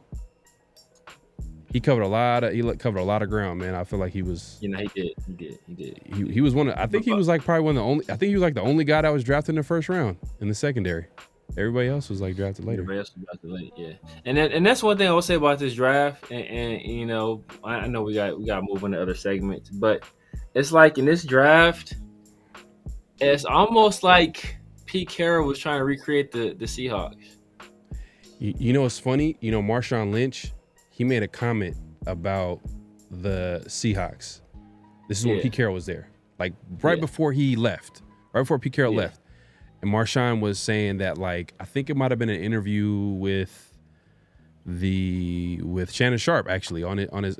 I think in that interview he was talking about how, like, you know, he asked him about like the Seahawks, the current state of the Seahawks and how they're doing, and you keep up with them. And he's like, yeah, man, I think they got really talented guys. He talks to a lot of players. He just feel like Pete Carroll in that front office or whatever, they're trying to recreate what made them great before with the Marshawn Lynch and Legion of Boom. And Marshawn was like, man, like that can't be recreated. You gotta like reinvent, like you gotta figure out, you gotta. And he said that's what Seattle's doing now. He made that comment. He made that comment on Pete Carroll's last year coaching the Seahawks, because that after that season, that interview happened during Pete Carroll's last year. So when Pete Carroll, so I just remember that comment. I'm like, damn, like he said that's the problem with the Seahawks is because they're trying to recreate, like they're trying to put everybody into like, oh, this is gonna be beast mode. This is gonna be, you know. That's what I think he's doing. Look, let's look at it like this. Like y'all call it, I might be wrong on this, right? You look Ashton Genty. Obviously, who does he compare to? You know, he's not the athlete he is, but that's beast mode, right? Look at Jack Besh. Yeah. Who was the tight end they had there for a couple of years? I want to say even Steve Smith compared this guy to him. Jimmy Graham. Right? Then Darian Porter, converted wide receiver, long arms, only started 1 year at corner. That's a crazy comparison. Jimmy Graham, wasn't Jimmy Graham like 6'3", 6'4"? Like he's 6'7". He's 6'7". Jimmy Graham's 6'7", and Josh Besh is 6'1". Yeah, but I heard somebody compare him to Jimmy Graham. I thought Steve Smith compared him to Jimmy Graham. I want to say Steve Smith compared him to Jimmy Graham. No, I think I heard that too. You talking about the breakdown he had of Besh. Yeah, he compared him to Jimmy Graham. So like that, and like not obviously not to be the jump ball guy, but that same kind of role where he's a physical move slot, big slot. Jimmy Graham played a whole bunch in the slot. So got you. Jimmy Graham, Darian Porter, converted wide receiver, converts to corner, great ball skills, long arms, tall. Only has 1 year starting at that position before he enters the NFL. Who was that? Oh, Richard Sherman. Then you look at Charles Grant, right? And that's not a one-to-one comparison, but I want to say it might have been Pete Carroll's first ever draft pick when he got to the Seahawks. 6'5" tackle, like 300-something pounds, super long arms, easy mover. Who was that? Russell Okung. It's like you kind of see it like it's kind of, hey, he's trying to recreate the Seahawks. And you know what? It's like...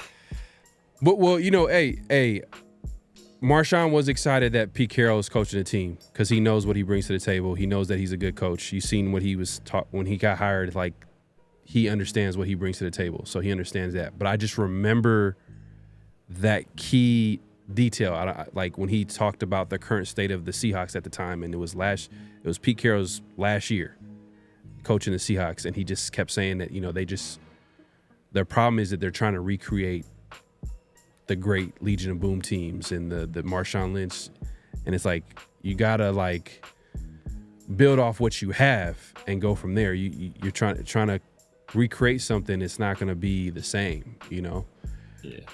And I think he mentioned that as an issue. So we'll see. Pete Carroll did have a chance to step back a year from coaching and in his presser. Which I thought he did a really good job. One of the things that I was like, okay, he's flexing a little bit. He says, hey, the last time I took a year away from coaching, I ended up coaching the USC Trojans, and the rest is history. Y'all know what happened there. So hopefully, at age 70, he was like,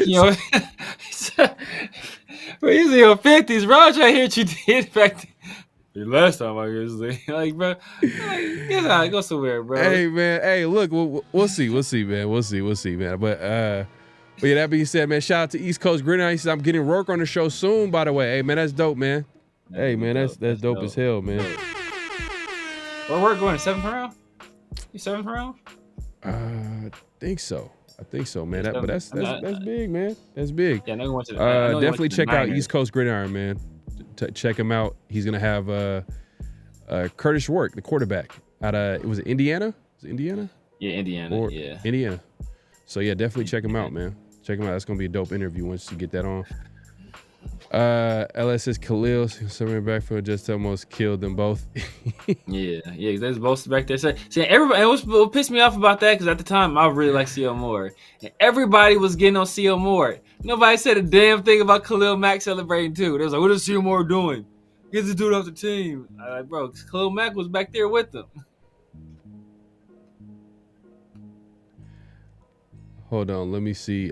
Reese Rock, man, we missed this right here. He said, flag on a flag on a flag. Flag on a play is what he's trying to say. Gary Indiana Trent Jr., I've never seen a 3 sleeper agent, and he didn't even know it. Started 0 for 7, overtime 7 for 8, 3 points, turn bad one, bad foul, lose the game, sick. Dang, we talking about the game. Yeah, we gonna have to. That's might have to be. We'll have to check that out later, man. That sounds crazy. Nah, man, it's just a business, y'all. It's just a business, but you know it is what it is. Yeah, he's out there. You don't like none of the beat writers, man. Hey, man, some of the beat writers are solid. I like some of the beat writers. Some solid. Some is cool, yeah. It's cool. Ooh, this is a good topic that we want to get to. Did you guys hear about Amari Cooper possibly coming back to the Raiders? So yeah, I thought I retweeted it, and I was going to talk about it, and I can't find the tweet now. But someone on social media, and if you've been following the show and you heard us talking about like possible free agent wide receivers that would possibly fit what the Raiders need right now, a guy like Cooper is still out there. Now, there's a rumor out there saying that Cooper was at the draft party, at Max Crosby's draft party. So it could be nothing. It could be something. He's in the area. You know what I mean? He's trying to build relationships. You know, you never know. Max Crosby's already tapped in. He's signed in long term. He's the heartbeat of the locker room, the leader of the locker room. So maybe Cooper could be that veteran wide receiver that you add to the room, and you let the best man win at wide receiver. I know Severe not a big fan of the move, but I wouldn't be mad at it at all, because if it means that Cooper's a starting wide receiver, that means the receivers that we got need some time before they can get some meaningful snaps, or Cooper doesn't make it out of training camp. That's a distinct possibility. Or Cooper or Cooper accepts a lesser role. If he doesn't accept a lesser role, then that means you already know what that means. That means that the younger guys will come in and take the roster spot or whatever the case may be. But Cooper could be a valuable guy in the locker room. I know we already got a veteran in Jacoby Myers, but Amari Cooper could be another veteran, because we don't know how a guy like Besh is gonna fit. On the outside, does he fit on the outside? When you hear Steve Smith talk about him not being the fastest guy out there, like calling him tight end, I'm not too excited about him being on the outside. I don't know. He could be wrong. He could be wrong. But Steve Smith is, he knows his stuff when it comes to wide receivers. So I'm gonna take his. I like his takes. So I'm cool. So the thing about Cooper is that if you look at all the guys we got, right, they're like all, I want to say alpha, because that's like kind of cliche, but they're all like kind of leaders. They're all very physical, and they're all willing to do the dirty work. I wouldn't describe Amari as any of those. He's not really a leader. He's not a extremely physical player. He's not a guy that I see as willing to do the dirty work. Like all those other receivers, even Dante Thornton, right? He's like the slight frame guy, not the biggest dude out there, but they talked about his ability to block. Jack Besh, probably, you know, outside of Ebuka out of Ohio State, probably like the second best blocking wide receiver in his draft class. Jacoby Myers might be the best blocking wide receiver in the NFL, right? All those guys willing to do dirty work. I don't see Amari Cooper being a guy that's willing to do that. Even Kyle Phillips, a guy, you know, I've seen him do the dirty work at UCLA, right? Trey Tucker, I talked about his ability to block for a guy that's small. Like he goes in there, he's very physical for a guy that's only 5'9", you know. So like all those guys are willing and able to do that. And I don't think Amari is a guy that I've ever seen be willing or able to do that. So I don't know how much he really fits with the Raiders. Maybe, you know, maybe he gets signed on and they kind of kick the tires on him, see what he still has. But like he went to Buffalo and there was an expectation there of him to produce. And you know, with one of the better quarterbacks in the league, he you know, if he would have been productive, he would have got a very large target share. It's not like they had like a true number one receiver, because it was at that point it was Khalil Shakir and, you know, Dalton Kincaid and, you know, Keon Coleman and the rookie, but they were expecting Amari Cooper to kind of be that other guy, and he couldn't do it. So if you couldn't do it with Josh Allen, I hear you. I hear you, but I just feel like a receiver coming in the middle of the season, like a quarterback coming in the middle of the season, the impact in football is, I'm being honest with you, is very. It'd be crazy for it to be impactful. Now, if it's a pass rusher, I can see that different for sure. Because they can come in, all you got to do is tell them, hey, just get out the quarterback. Put them in like situations where you can get after the quarterback. They can have impact. But like where they got to learn a whole playbook, it takes a whole offseason. So like, and timing too, chemistry, all that thing, all of that matters. But yeah, that's true. You know, you make valid points, but I'm just saying at the right price. Yeah. Look at our current state of our wide receiver room. I'm not mad at it. I wouldn't be mad at it. I'm just saying. I'm not mad. I'm not saying go out there and give him like the bag. Just give him like a 1-year deal. Veteran. Give him a bag, a policy like we gave Devin White. Give him a bag of policies like we gave Devin White, bro. And some Hubba Bubba, you know, and call it a day. Man, you a fool. Man, we appreciate everybody coming through, man. Yeah, it's been a great show. Make sure to clock in, hit that like button, hit that subscribe button. Let's get it moving, man. We kind of stayed on this topic a little bit too long. Let's get to flag on the play. You already know what time it is, man. It's flag on the play. 69 offense. He was giving them the business. He played it there. Man, so let's lead it off, man. Severe, if you could lead off the first flag on the play. Let's get to it, man. Yeah, man, we all know one of the biggest stories of probably the biggest story of the draft is the precipitous slide of Shedeur Sanders, you know, who most people had as QB2. You know, I don't think anybody had him outside the top 4 at quarterback. You know, a very select few people. Dante, obviously, probably one of those people, but nobody had him going later than the second round. Mm-hmm. He falls all the way to the 5th round. But while he was in the midst of that fall, with the world watching, you know, anticipating when he gets drafted, he got prank called. And nobody knew what it was. And it was, you know, the NFL said they would investigate it and they would figure out who did it. And eventually they did find out. And it was this. And part of the reason they found out was because this idiot filmed himself and put it on social media like, you know, like an idiot. But it was the son of Jeff Ulbrich, who is the Atlanta Falcons defensive coordinator, who was actually at one point the linebackers coach for UCLA. And I would never forgive Jeff Ulbrich because he left. And when he left, we had a commitment from Roquan Smith. And when Jeff Ulbrich left and went to the Falcons, Roquan Smith decommitted and went to Georgia. So I'll never forgive Jeff Ulbrich because of that.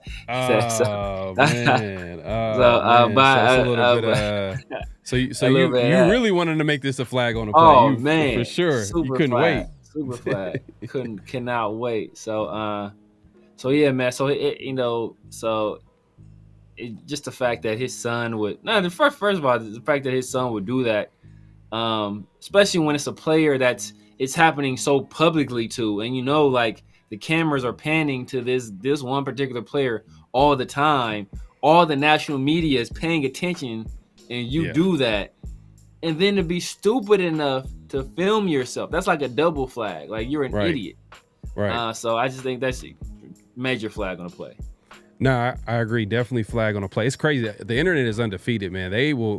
That's crazy that someone was able to recognize him and say, oh, that's Jeff Ulbricht's son. Yeah. And he had to come out, apologize, call, Shador, and, come out with a statement and all that. Yeah, that's crazy that happened. And put the coach, his dad, basically on a, I think he's the defensive coordinator, right? Defensive coordinator, yeah. Hold up, wasn't he like the? Oh, it was for interim. the Jets. He was the Jets interim head coach. Interim coach, yeah. But Morris was the interim coach at one point.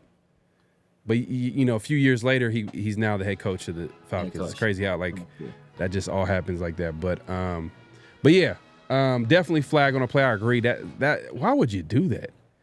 Yeah, why would you film it? Why would you film it? Like, why would you do that? Like, it's like, come on, man. Like, I don't know, man. I don't know. But there's some people that's their sense of humor and stuff like that. There's certain things. There's certain lines I wouldn't even cross. Like, I wouldn't even do it. Like, there's certain things that I wouldn't even do.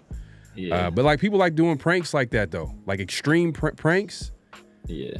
I've never understood extreme pranks. Like, damn, like, you're willing to risk your relationship with that person, like whatever, like friendship, whatever, family, like, because that's how far some people take it. Like, they'll do these types of pranks, and I know it's a prank call, but people be doing crazy pranks.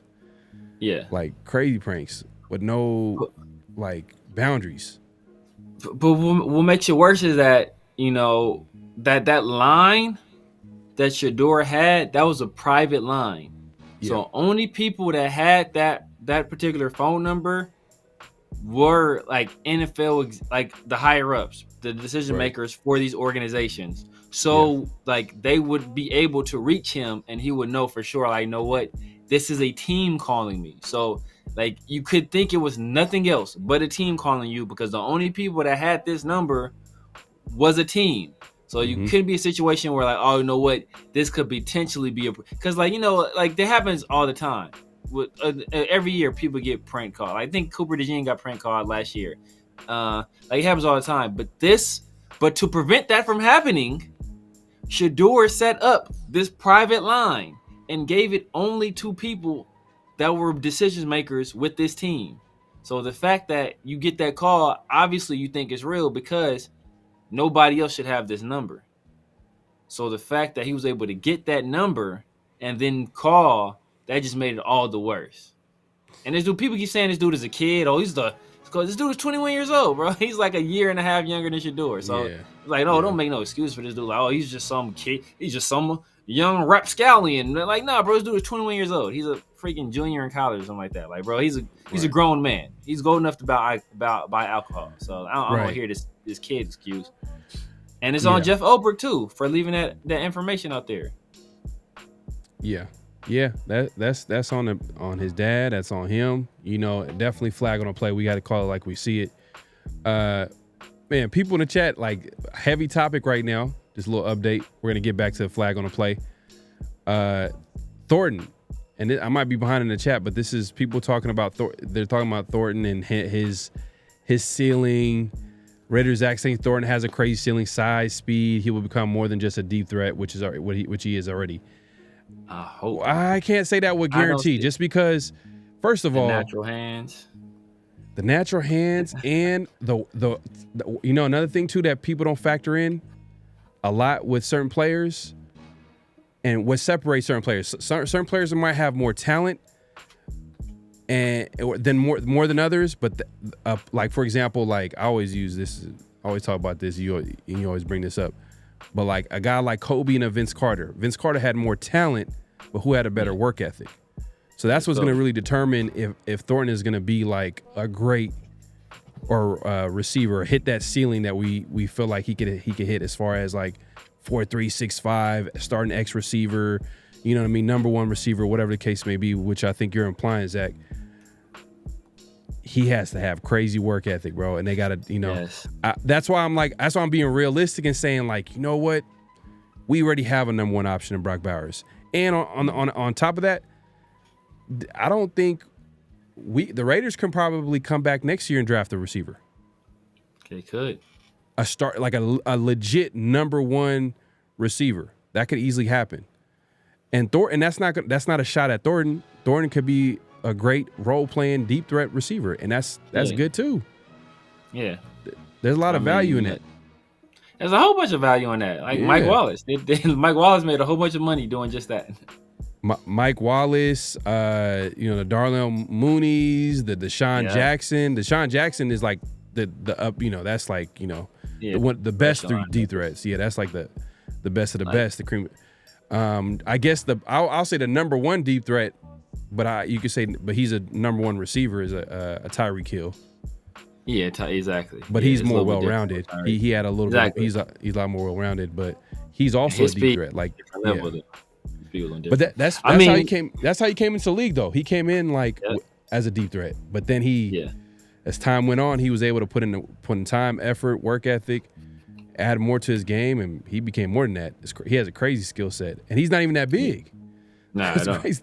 I mean, if they think about a guy that who was also a crazy deep threat and went to the same school, almost damn near same name, Dante Stallworth.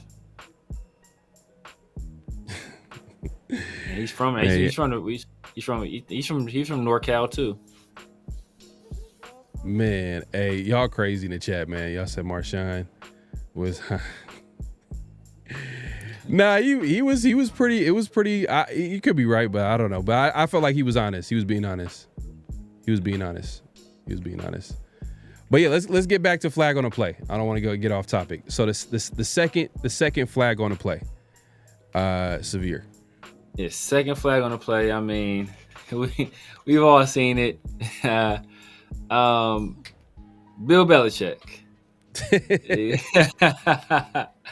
He is dating a woman that is in a different age group. Right. A different age group than he's in. And yeah. She must have put that thing on Bill Belichick because dude is he's low key whipped, man. And she leading that man around by the nose at this point. And she's been getting heavily at her. She's been getting involved with like on field stuff and with the team and like basically being his pseudo manager. Yeah. And it kind of all came to a head recently when they were doing an interview, and some questions arise that she did not take kindly to. And I think we have a clip of this interaction. Oh, let me. You want to play the clip? You can play. You might as well. We can play the clip, man. I think we want to give the people what they want. Give the people what they want, man. But apparently, Bill Belichick, they had this interview. Yeah, you want to go play it? Yeah, go ahead, play it. So go ahead, give him the intro to the clip. Yeah, man. So the interviewer's asking questions, and it got to a topic that Bill Belichick and his girl, I guess I was gonna say his girlfriend, they did not like, and we kind of see who's wearing the pants in this relationship. Jordan was a constant presence during our interview. You have Jordan right over there. Everybody in the world seems to be following this relationship. They've got an opinion about your private life. It's got nothing to do with them, but they're invested in it. How do you deal with that? Never been too worried about what everybody else thinks. Just try to do what I feel like is best for me and what's right. How did you guys meet? Not talking about this. No? No. It's a topic neither one of them is comfortable commenting on. Damn. But what's crazy is that, like, after this interaction, or shortly after this interaction, like, she stormed off. She was mad. it's like halfway through the interview. So she left, and she tried to make Bill Belichick leave. Bill Belichick's other people had to be like, no, bro, you cannot leave. Like, you have to fit this interview. So he finished it, but she stormed off and was mad. So, and there's some rumors as to why they don't want to talk about it. Like, I don't want to put it out there, but there are some rumors. I'm sure you guys can look into it, kind of see what the rumors are. But there's some rumors as to why they don't want to say how they met. Right. I think this is all Bill Belichick's fault. It's just his fault. It's just 100% his fault. Yeah, he's in it for a little predicament, and I don't know. I feel like he doesn't know how to get out of it. I think he's scared. I don't know if he knows how to get out of it, but I think he needs to get out because it sounds like a crazy situation, to be honest with you. Like, he's all-time winning coach. You know what's crazy? There was that clip, and I thought it was fake, but there was a clip of a guy, I thought a guy that looked like Bill Belichick leaving in the morning. Someone's I know that was him, bro. That was him with no shirt on. That was Bill Belichick. I don't know if it was her, but that was Bill Belichick, bro. That was him. Oh, when I seen that, I was dying laughing. I was like, that can't be him. That's not Bill Belichick, man. He's the head coach of the New England Patriots. Like, he don't even he just seemed like, a little bit more chill, you know what I mean? Like, he's not that type, but I guess Bill is a wild man. Bill's a wild man, It is what it is. But if you see the sweater this dude is wearing in this interview, bro, I don't know what this is where they got holes and stuff. It's wild, bro. I understand, like, he's known for the old sweaters, but bro, you got all the money in the world, bro. If you don't buy some new sweaters, he's trademarking at this point. Like, that's his trademark. He got to. Because every time I think of that sweater, I think of Stone Cold Steve Austin. And he gets that clip where they play the Stone Cold Steve Austin intro music. He comes in. Man, that's hilarious. But yeah, definitely flag on playing Bill Belichick, man. He's in a little bit predicament. But he's not the only one, though. He's not the only one. But we're not gonna get into all the other stuff that's going on, but he's not the only one who's literally even more serious predicament. Yes. If you want to be honest, China sharp. But it is what it is. But yeah, man, that wraps up Flag on the Play. If you haven't already, make sure to clock in, hit that like button, hit that subscribe button, hit that notification bell. But we are not done. Man. We appreciate everybody coming through. Make sure to clock in, hit that like button, hit that subscribe button. I got to keep reminding y'all because sometimes y'all forget, man. So I'm just giving y'all friendly reminders. That's all. But that being said, let's get into notable quotables, where we play some quotes that we find interesting and we talk about it. The first notable quotable, we'll give it to Gerald McCoy. Gerald McCoy, former D tackle for the Tampa Bay Buccaneers, really good player for them. He did have a short stint with the Raiders. Once a Raider, always a Raider. But you can tell he loved the Raiders, man. He always show love, bro. He always try to find a way to show love, man. But maybe it's strategic though, because he know that the Raiders would be supporting. They be supporting, man. I feel like it's kind of interesting, man. Maybe he had a great experience. I don't know. We'll see. We'll see, man. But this is what he had to say. Good for you. All right. But if I'm going with a team, I'm going to go with the team I went with yesterday, and I'm going to stick with it today. I'm going with the Las Vegas Raiders. Mm-hmm. And the reason I'm saying the Las Vegas Raiders is because of the head coach and the GM. Yep. This is a duo made in heaven. If you think about Pete Carroll, he's been a great team builder all the way dating back to USC. Mm-hmm. It's a Super Bowl winning coach. But John Spytek, I was with him in Tampa. Yep. And he was under Jason Light. He knows how to build a team, and they addressed everything necessary. They were last in the run. Mm-hmm. So what did they do? They went out and got the best running back in the draft in Ashton Genty. Mm-hmm. What did they do next? They went out and got a wide receiver, a big physical wide receiver. Mm-hmm. DJ said this is the most physical wide receiver in the draft. Why does that matter? Because you need wide receivers that can not only get open, but if you want to run the ball, your wide receivers have to do what, Steve? They have to block, okay? They go out and get 2 offensive linemen to shore up that offensive line. Want to run the ball? Mm-hmm. You need somebody that can pass. You need somebody that can block and move them. Mm-hmm. But what do you also do? You go to the other side of the line and you get 2 D tackles. One of them, J.J. Pegues, I love this guy because he's super athletic. And you know what? Pete Carroll hasn't forgot what happened in that Super Bowl. Oh, man, you brought that back up, huh? Can also play on offense. He's a goal line threat. Yeah. He can be a fullback. You can hand it off to him. And if I have to pick a team that did the best in this draft, I'm going with the Las Vegas. Hey, there you have it, man. McCoy, man. And this has been a theme, though, with the media. Like, the media right now, they showing a lot of love with the Raiders, man. I don't know if it's a good thing. I don't know if it's a bad thing. I don't want to get ahead of myself, Raider PTSD, but I'll just take it in stride. I'm like, oh, you know what, man? Shout out to McCoy, man, showing love to the Raiders. But he made some good points about, like, Pete Carroll being a good team builder. He brought up, obviously, his his familiarity with Spytek, because he was in Tampa Bay with Spytek, and obviously he respected the way he was able to build a team with Jason Light. So, hey, man, we'll see. Some of these guys, I can't tell you for 100% sure how they're going to work out. Like the first 2 picks, I can see them contributing right away. After that, a Darian Porter maybe, just because Pete Carroll has gotten some guys that are similar in that they were, obviously coming out very raw as far as their talent, but able to have them contribute, aka Tariq Woolen, maybe. But we'll see. A Pegues, maybe, Chip Kelly could find a way to get, just like McCoy said, maybe find a way to give him the ball in short yardage situations. Maybe throw him in the rotation, those guys in the rotation. So that'll be smooth. Yeah, we'll see, man. What were your thoughts on McCoy and just overall the media just showing a lot of love to the Raiders when it comes to the draft? It's weird, man. It's weird. But look, hey, when you have people like we all know in the media, part of it is relationship business, right? Mm-hmm. Like who currently works in the media? Tom Brady. Right. He has great relationships, great connections with all these people. Who is also another media darling? Pete Carroll. He has great relationships with all these people dating going back years. So it's like, I think that plays a part in it too. Oh man, my guy Tom, Tom and Pete.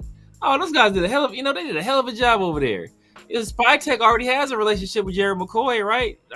He's probably part of the what have you been there? I don't know if he was there yet, but that from the time he spent in Tampa, and Jared McCoy, he obviously has a relationship with the people here in Vegas because I think he spent a year here. Even though he got hurt, then he tried to make a comeback, and I think he got hurt again. But he spent some time here as well, so it's a little bit of a relationship. But the Raiders had a good draft, so you pair the two together, and they're gonna get a lot of love. Do you agree with the strategy of like, all right, the first couple rounds you want to get guys that can contribute, like good players that can contribute. You don't want it to be too risky and going for like the high end trades and like, for example, I know you coming out like you liked the quarterback that plays for the Texans, and I was like, and I like the AR. I was intrigued by Anthony Richardson. But you see how risky that is. A guy like that, needs some development. You take him that early, it's kind of risky, especially in the first round. The Raiders, their strategy is like go for the for sure bets, and then later in the later rounds, then you could go for the high end trades. Yeah. And use later round picks to develop guys like that, and players like that. Do you think that's like probably the best way to strategy wise to develop a team? It depends because you need guys with traits too. Like perfect example of this is you look at Clelin Ferrell, right? Clelin Ferrell is a guy that he had high end production. He won the Ted Hendricks Award. He was ACC Defensive Player of the Year. I want to say he was unanimous All-American. He was the captain of that Clemson defense that won a national championship. He was a 2-time national championship winner. He had the numbers and he had the stats, and he was a safe pick. But then you look at Montez Sweat, right, who had none of that. It didn't have as much production, if I recall correctly. Wasn't as highly decorated, but he had traits.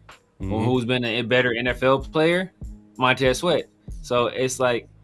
It's you have to find that happy medium. You have to find that balance between the guy that has high level traits and high level productions. I mean, it seems to me more often than not, a lot of teams are going more toward traits because they feel, they can work with guys that have the traits. They can coach them up and turn them into productive players.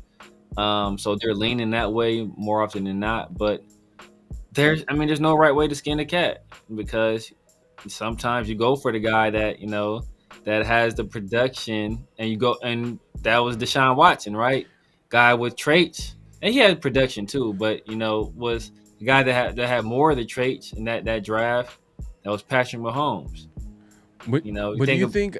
Yeah, not to cut you off. Go ahead. No, I was saying, so you think about when Lamar was drafted, same situation, right? Mm-hmm. Or not Joe Burrow, or Josh Allen. Like, Josh Allen wasn't a productive college player. I think he never had a year where he threw completed more than 60% of his passes, but he had the traits, so they were willing to take that chance. And you see what he's turned into. Same with Lamar. So he had production, but people didn't think if he didn't know whether or not he was a pro style quarterback. So he's a 2-time MVP winner. Should have been 3. So it's just really case by case. You got to take a calculated risk, especially depending on your team too and where it's at. So the Bills kind of like, at the time, I think it took them. I think they were in the process of building. I think they just identified that guy as a guy that they feel like could be a franchise guy. So I guess it's case by case and how teams feel about a prospect. But I was gonna say Pete Carroll. Like, I feel like Pete Carroll's style is like to get, especially on defense. On offense, obviously Chip Kelly's gonna run the offense, but on defense, I feel like his style is to get like the fastest, most athletic players and to keep it simple. Yeah. So then you can accentuate their strengths, so they can play fast. So imagine a guy that ran the fastest 40, that can jump out the gym, that has length as far as batting pass. They can do whatever. They're athletic freaks, and on top of that, they're playing fast. You combine that with them playing fast because they know where they need to be and where they need to go, and then all they got to do is focus on making a play. You can see how that can work. But I wonder how that's going to work with Patrick Graham, because I think he likes to switch it up. He's the type of guy like to disguise, like to switch it up. That's why it's kind of a weird combination. Patrick Graham is a guy who likes to switch it up and disguise and be a little bit more sophisticated with his scheme. Yeah. And then a guy like Pete Carroll in the past, like he's just kept it simple. Cover 3. Yeah, cover 3.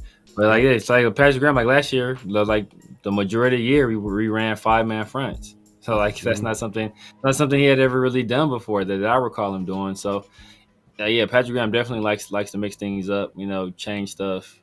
So we'll see how it works. We'll see how it works, especially with so many new guys on defense, a real thin linebacker core, and a lot of inexperienced corners. So kind of see how that goes. People taking shot at Steve Smith. Hey man, he knows a little something about receivers. I give him benefit of the doubt. He called him Jimmy Graham. Yeah, because like Space Beast says, wait now, we think Steve Smith makes good decisions. He said T-Mac wasn't going wide receiver 1. I don't know if he said that. I think he said that T-Mac wasn't his wide receiver 1. Yeah. But as far as who was gonna go first, I think I heard him say that depends on the fit, but depends on which team was looking for. A lot of people, especially a lot of people who like prepare for the drafts and they watch the prospects, they tell you their humble opinion on who they think is a better prospect or better player. But I don't think they tell you they're not really necessarily saying that. Like, for the most part, they're not saying like, oh, this guy is gonna go first. Yeah, you know what I mean. There's certain guys that do that, but I think guys like Steve Smith, they don't. I think he was trying to say who he feels like is the best receiver, and I think he had Matthew Golden number 1. Could have sworn, and I think he might have had. Burden number 2. Yeah, Luther Burden too. I want to say. Yeah, he's not the biggest T-Mac fan for sure. He's not the biggest T-Mac fan. I told people T-Mac was one. So. And then someone says, I don't know. Steve Smith said Jerry Jeudy wasn't him. But Jerry Jeudy wasn't. Yeah, he was struggling. He was struggling. But hey, whatever it was, Steve Smith lit a fire under him, and he was able to play big for the Browns. Kind of stepped up for them, so he's their number one receiver now. Him and Njoku, I think is the tight end there. Njoku had a crazy situation. I think didn't he have it was a crazy fire situation where he burned his face. It was crazy. He came back within a game. He did have something crazy. Yeah, he did have something crazy. I was like, damn, man, you are tough, bro. For you to come back the next game and his face was you could clearly see that it was messed up. Toe up. Yeah. Man, I'm like, bro, just take a couple. You can take a game off, bro. You know what I mean? I think you can take a game off. You play for the Browns, bro. Y'all ain't going nowhere. They ain't gonna hurt. You're not. You're not. But let's move it along, man. Let's get to the next notable quotable, and this is Spytek. Earlier today, he was able to speak to Raiders media, and a question came up about his pretty much his thought process on the draft and how he was able to come to certain decisions. And let me get to this quote here. 5 of the first 6 draft picks on the offensive side of the football, was that something that's just how the board felt to you guys over the weekend, or was that kind of a concerted, hey, we really want to add depth and competition and talent on that side of the football? It was really the way the board fell. We had good defensive players sprinkled in throughout there too, and when we were up to pick, the way we stacked the board and the way we pull names off the board, the best names were just the ones at the top, and they ended up being offensive players more often than not. So again, I've never been anywhere where I regretted having good football players on the roster. Wherever you feel like they start or however they get to where they're at, you just like having good football players. And we also were very concerted. We did not want to force needs too early because we have a roster that needs some work, but we just wanted good football players, and we didn't want to force anybody. We would regret it. We look back and this guy goes somewhere else, and damn, that was the player we should have picked. You could tell. When someone can question, man, Spytek took a running back with the 6th pick, but he didn't want to force a pick where he felt like, Genty is clearly the better player here. It's clear as day. It's my first draft. We need a lot of good players. We have a lot of holes. If we get one player here, it's not going to really change anything as far as how much needs that we have. We're still going to have the same amount of needs. Yeah. So he went for the better player because he felt like we needed added talent. That's pretty much how I'm taking it. What he's saying, because the draft started with Genty, and then you can see how it went from there to obviously Jack Besh. You can argue that when it got to the second round though, he was okay with trading down and getting more picks. Yeah. So which I have no problem with. I have no problem with that.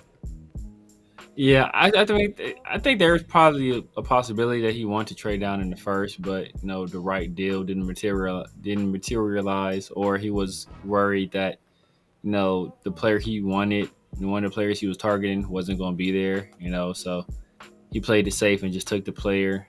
Like I said though, sometimes you got to take those calculated risks where that can be the difference. That can make all the difference between a good draft class, which this is, and all-time draft. Imagine we walk away from the draft class with Teteroa McMillan and Travion Henderson. Imagine how we feeling if we get Travion Henderson and Teteroa McMillan.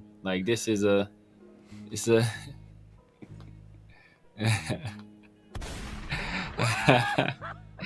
nah, bro. Ain't no juice left, brother. Ain't no juice left. Smoke with another juice. They said Severe got some juice left. Wide receiver on Pharaoh fullback.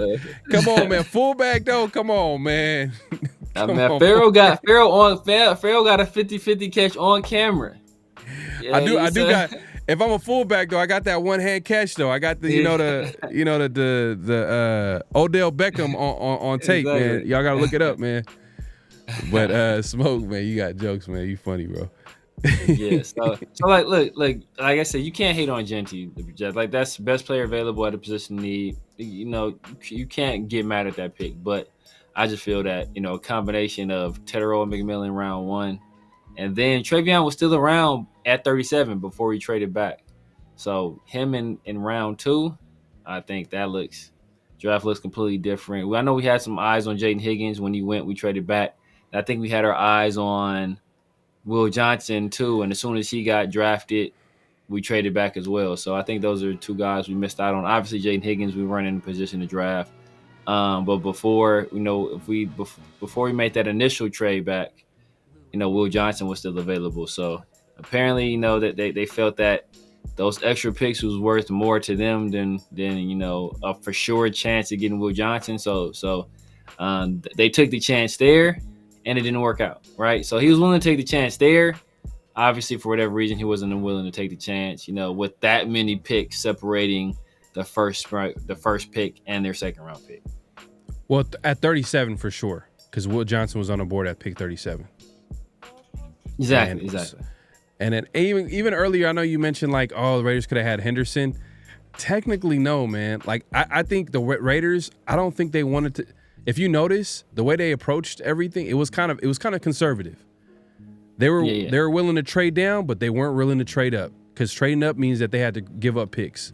And they kind of went into this draft, especially with the way free agency kind of unraveled. They really weren't super aggressive because they weren't high on the free agency class. So they were really dependent on this draft to really add some depth and competition, which they did. They add 11 players, and that's not including the undrafted free agents. So they weren't willing to trade up, but they were willing to trade down. So what I'm saying is that even if they waited, let's say they went offensive line with the first round pick, they waited to the second round, I think teams would have known teams knew that the Raiders wanted to get a receiver, aka Jaden Higgins. The Texans traded up in front of the Raiders to grab him. Same thing with a guy like Henderson. I think a team would have probably traded up to get a Henderson, especially because they for example, the Patriots end up drafting him as soon as the 38th pick. After the Raiders traded down from 37 to 40 something or 50 something. Yeah. In the second round, obviously traded down. That 38th pick was Henderson. Yeah. The Patriots ended up taking him, but the Patriots knew that he was going to be there. The Raiders, they knew that the Raiders were not going to get a running back after. True, but it's also a situation where they don't know what running back they like, because I think Quinchon had to win off the board, and then it was still, I think there's still some other guys on the board. Obviously Trey was still there, Dylan Sampson was there, RJ Harvey was still there, DJ Giddens was there. There's still some other guys that were there.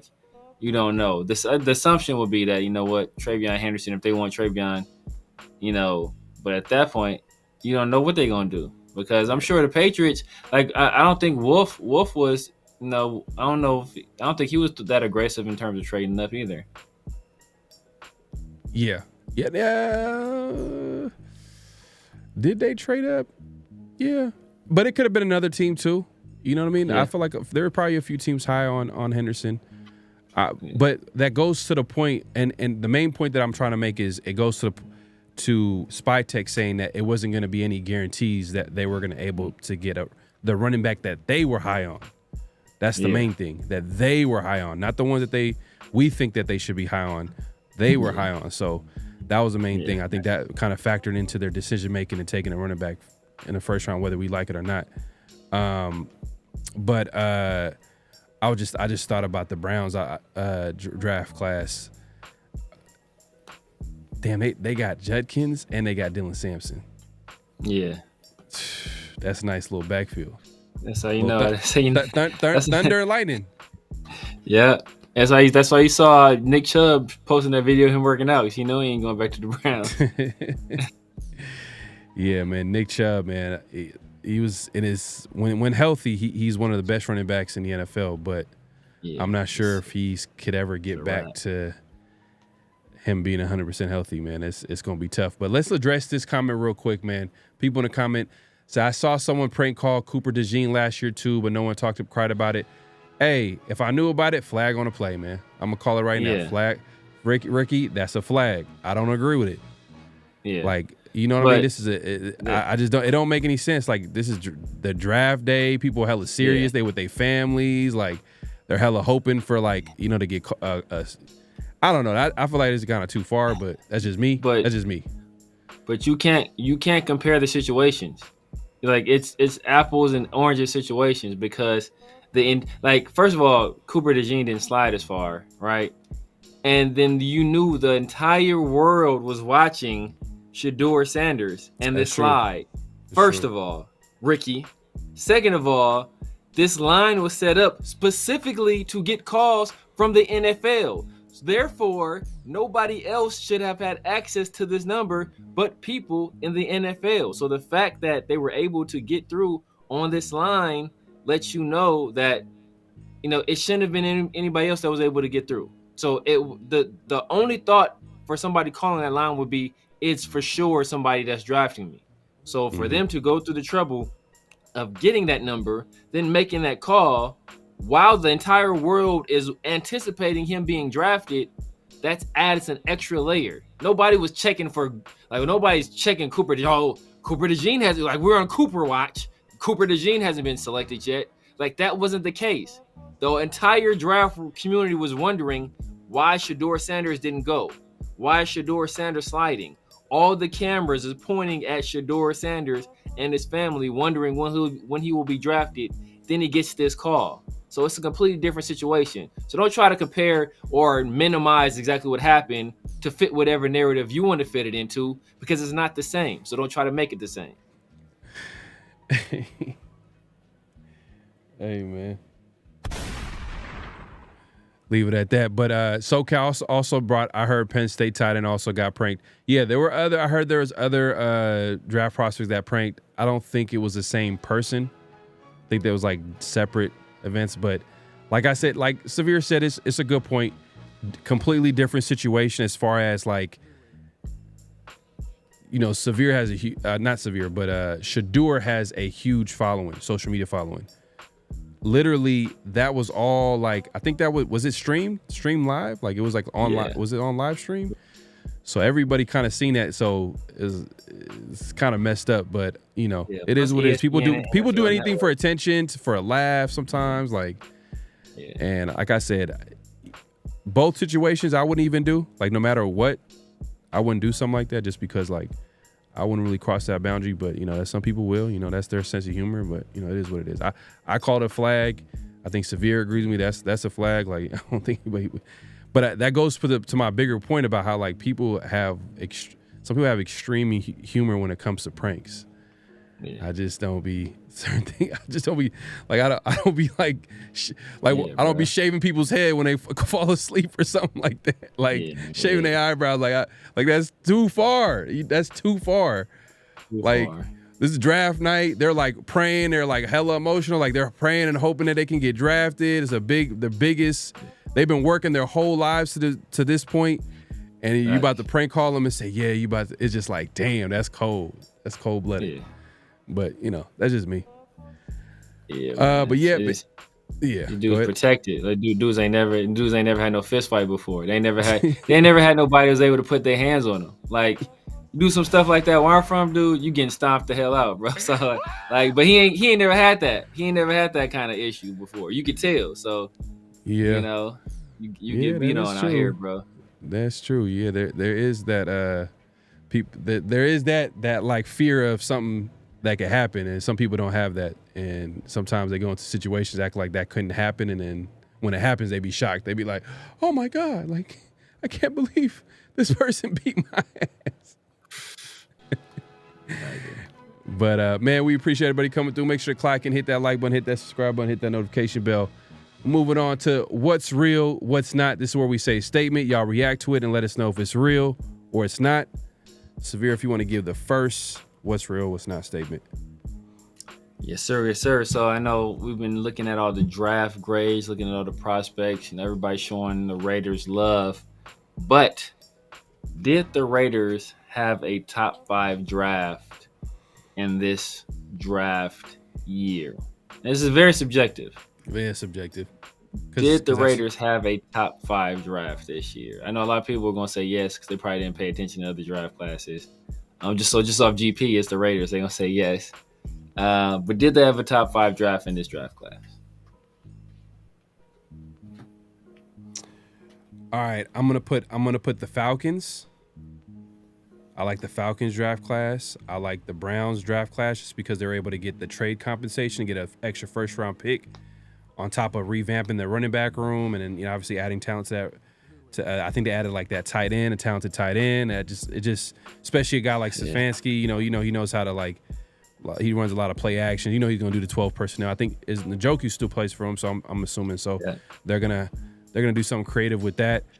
The quarterback room is crazy right now, crazy depth, but they gotta go cheap at that position. So when you go cheap at that position, you sign Joe Flacco, who's 155 years old, to a 1 year, $40,000 contract. You know what I mean? Like you got Flacco, and then you got obviously they drafted Shador in the 5th. We all know that, and then Dylan Gabriel was. Do you think that was a? Do you think they? This is a random question since we on it right now. Yeah. Mm. Do you think that was an owner's call? Because that was so random. Yeah, I don't know. Whoever made that call needs to be slapped, bro. Dylan Gabriel was trash. I mean, whoever made that call. No. No. But I'm saying when Shador got drafted, do you think that was a GM call or was that an owner's call? Because there's people who saying that might be an owner's call. I think it was more GM than owners. Okay. I think it was more GM than owner. I mean, because there were owners that said take him off the board from what I read. So. Mm-hmm. For a GM to draft him, for a guy, I think a GM is going to be more worried about the talent more than anything. Owners going to be worried about publicity and stuff like that. So, how this plays in the public eye. Yeah. So okay, so going back to the what's real, what's not statement. The Raiders had a top 5 draft. Is that real or is it not? The Raiders had a top 5 draft. It's subjective, but let us know. Is it a real statement or is it not? As of right now, we all know that it's hard to judge a draft within a few days. Like you gotta wait some time. I get it, but as of right now, how do you feel? Like I said, I like the Falcons, the Browns. I throw in the Chiefs though was kind of sneaky. Yeah. The Patriots. Oh, the Patriots. Patriots 4. That's 4. I mean, it depends on how you feel about it. It depends on how you feel about the Cowboys' first pick. Because the Cowboys had a smooth draft too. If you look at it, they got kind of reached. They reached a little bit. They did not a little bit. They reached a lot. Like no one had him going in the first round. Booker. People had him going in the teens. No. They didn't have Booker going at number 12.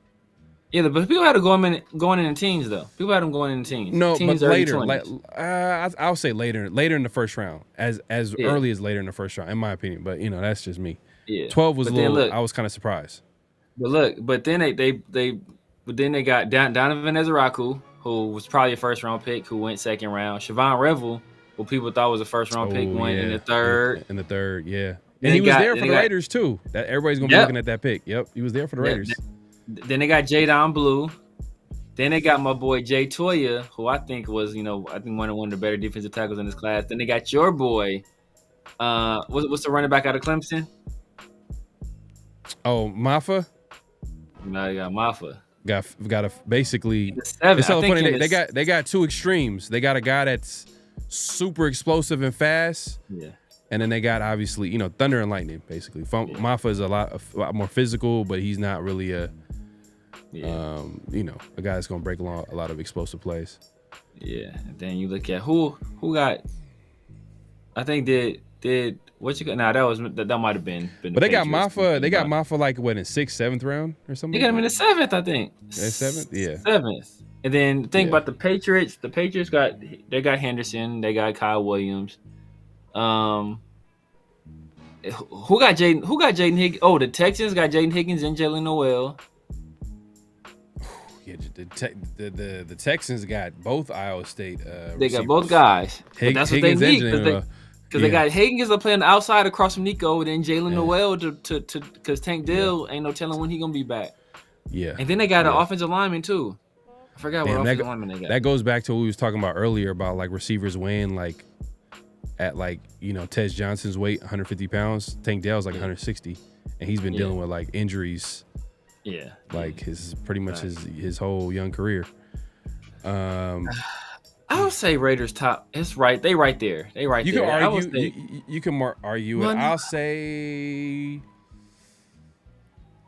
I know ECG, man. Shout out to you. I know you got something to say about this. Oh yeah, man. The Giants got Carter, Dart, and Scatterboo. Ooh, that's cold. Oh yeah. Oh man, that is cold. I forgot about the Giants. You know what? I'm gonna say no. Like just off of first face value right now. Like first face value. Like other teams had like way more like aggressive shock value, but like talented players more value certain spots. Like but the Raiders, like I said, we're just going off like right now, and a lot of the Raider players right now is in the later rounds, especially. We won't know until later. Exactly. It's kind of like intriguing prospects. Like they got develop. Yeah, like you got a quarterback that's going to be transitioning to a wide receiver. We don't know. We know he's super athletic, but we don't know how it's going to work out. Yeah, we got another FCS quarterback. In the 6th round. We got a linebacker in the 7th. We got to see. He might be a guy that might contribute early, possibly. Who knows? Yeah, I like him. Dante Thornton. We got to see what he does. Like he needs to show that he can be on a football field, like, and run more routes than he did in Tennessee, which meaning that he needs more development. Yeah, we gotta see what importantly what Mr. 4-6 himself does in Ashton Jeanty. That's the most important. That's the most important. I'm not worried about Ashton Jeanty, man. I'm cautiously optimistic. Look, man. bro, if Ashton Jeanty don't come out and rush for 1,200 yards at least, bro, it's gonna be a bad look, man. It's gonna be a bad look. You gotta be 12. You got 17 games. You gotta put up 1,200 yards and like 300-400 receiving yards. Oh man. East Coast says y'all not gonna like our Raiders grade tomorrow. Yeah, they don't like it. He said the Raiders had a bottom 5 draft, which is ridiculous. But he's his own. That's.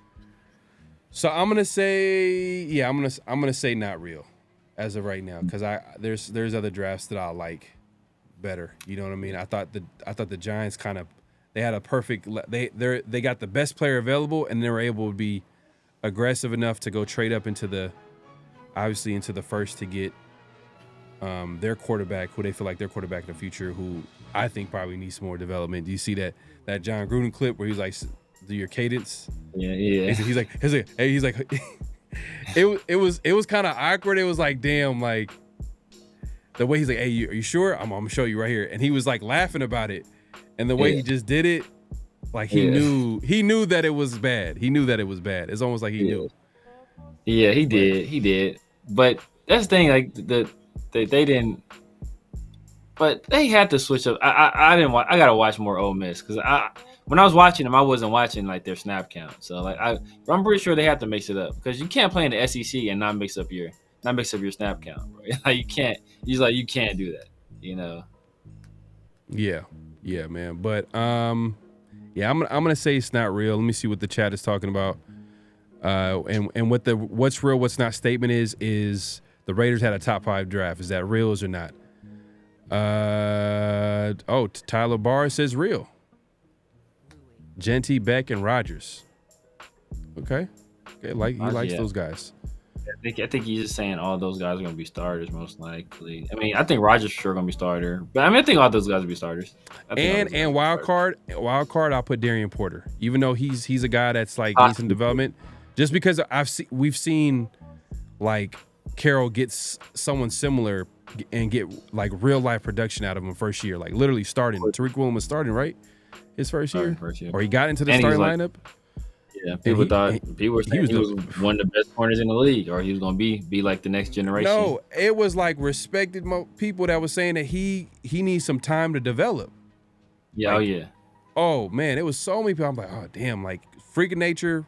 Like he ran a 4.2, 6'4", 40-inch vert, all that.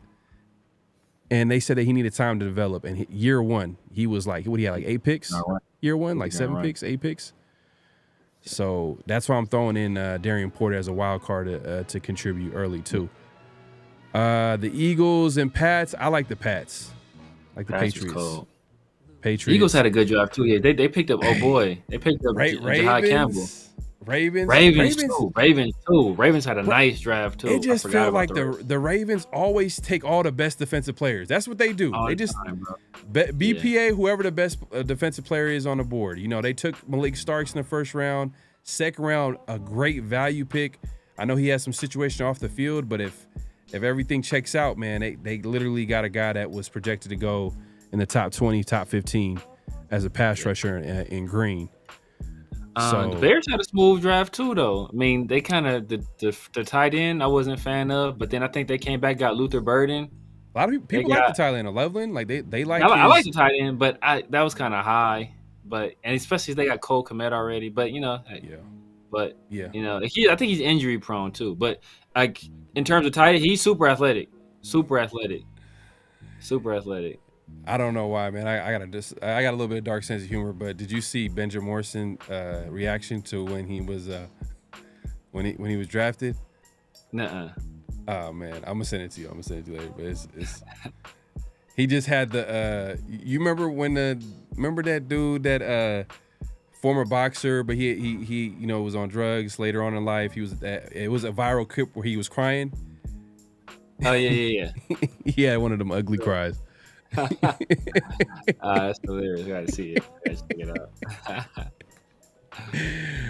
Oh man, I feel like I should play it, but man, I don't want to do too much, man, because I think I sent it to you, but I'll send it to you. Yeah, so I don't think it's real. People mention the Ravens, Giants. You said Greg Giants is crazy. Reese Rock, you said Eagles killed the draft. Okay, yeah, they did. Eagles. You like the Eagles draft? Rams had a solid draft. Rams, who did they get? Rams. I'm trying to think. Who did they grab? I feel like, hey, if Rams, you know, they're a well-oiled machine, man. They know. Yeah. Let's see, Rams. Panthers had a good draft too, man. I think they got Teteroa and they got Jimmy Horn Jr.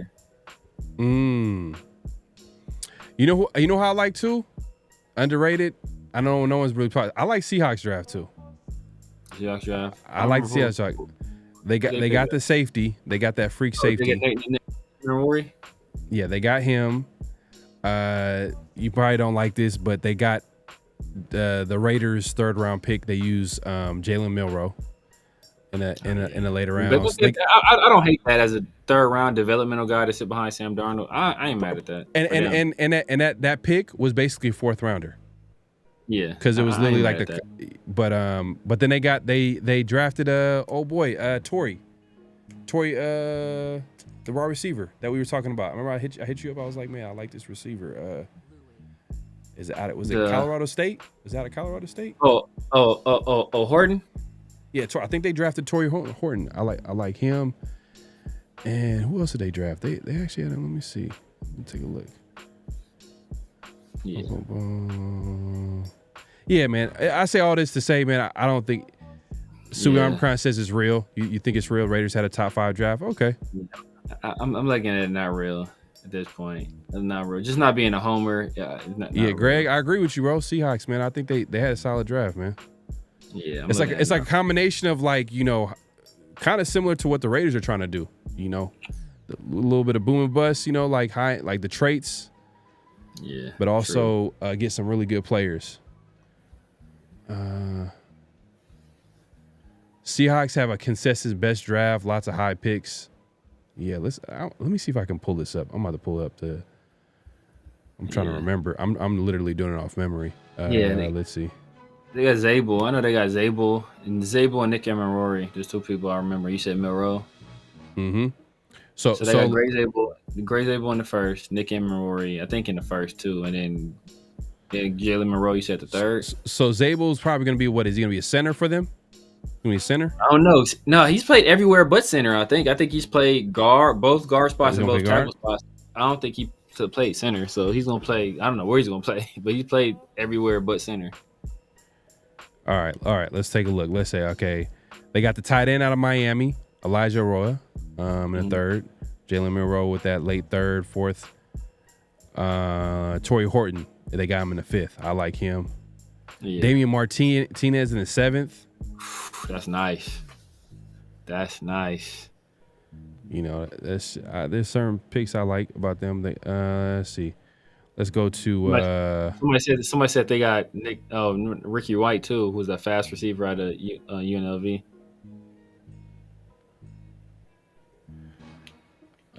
Yeah, they got Ricky White in the 7th. They got Ricky White in the 7th. Ricky White in the 7th.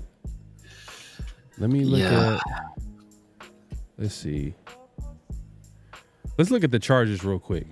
Let's take a look at like AFC West update right here. So they got Amari and Hampton in the first. You know, some people disagree that he should have went there. I've seen some people say that they didn't feel like Amari and Hampton should have went in the first. You know, that's all subjective, but the Chargers got their guy at pick number 22.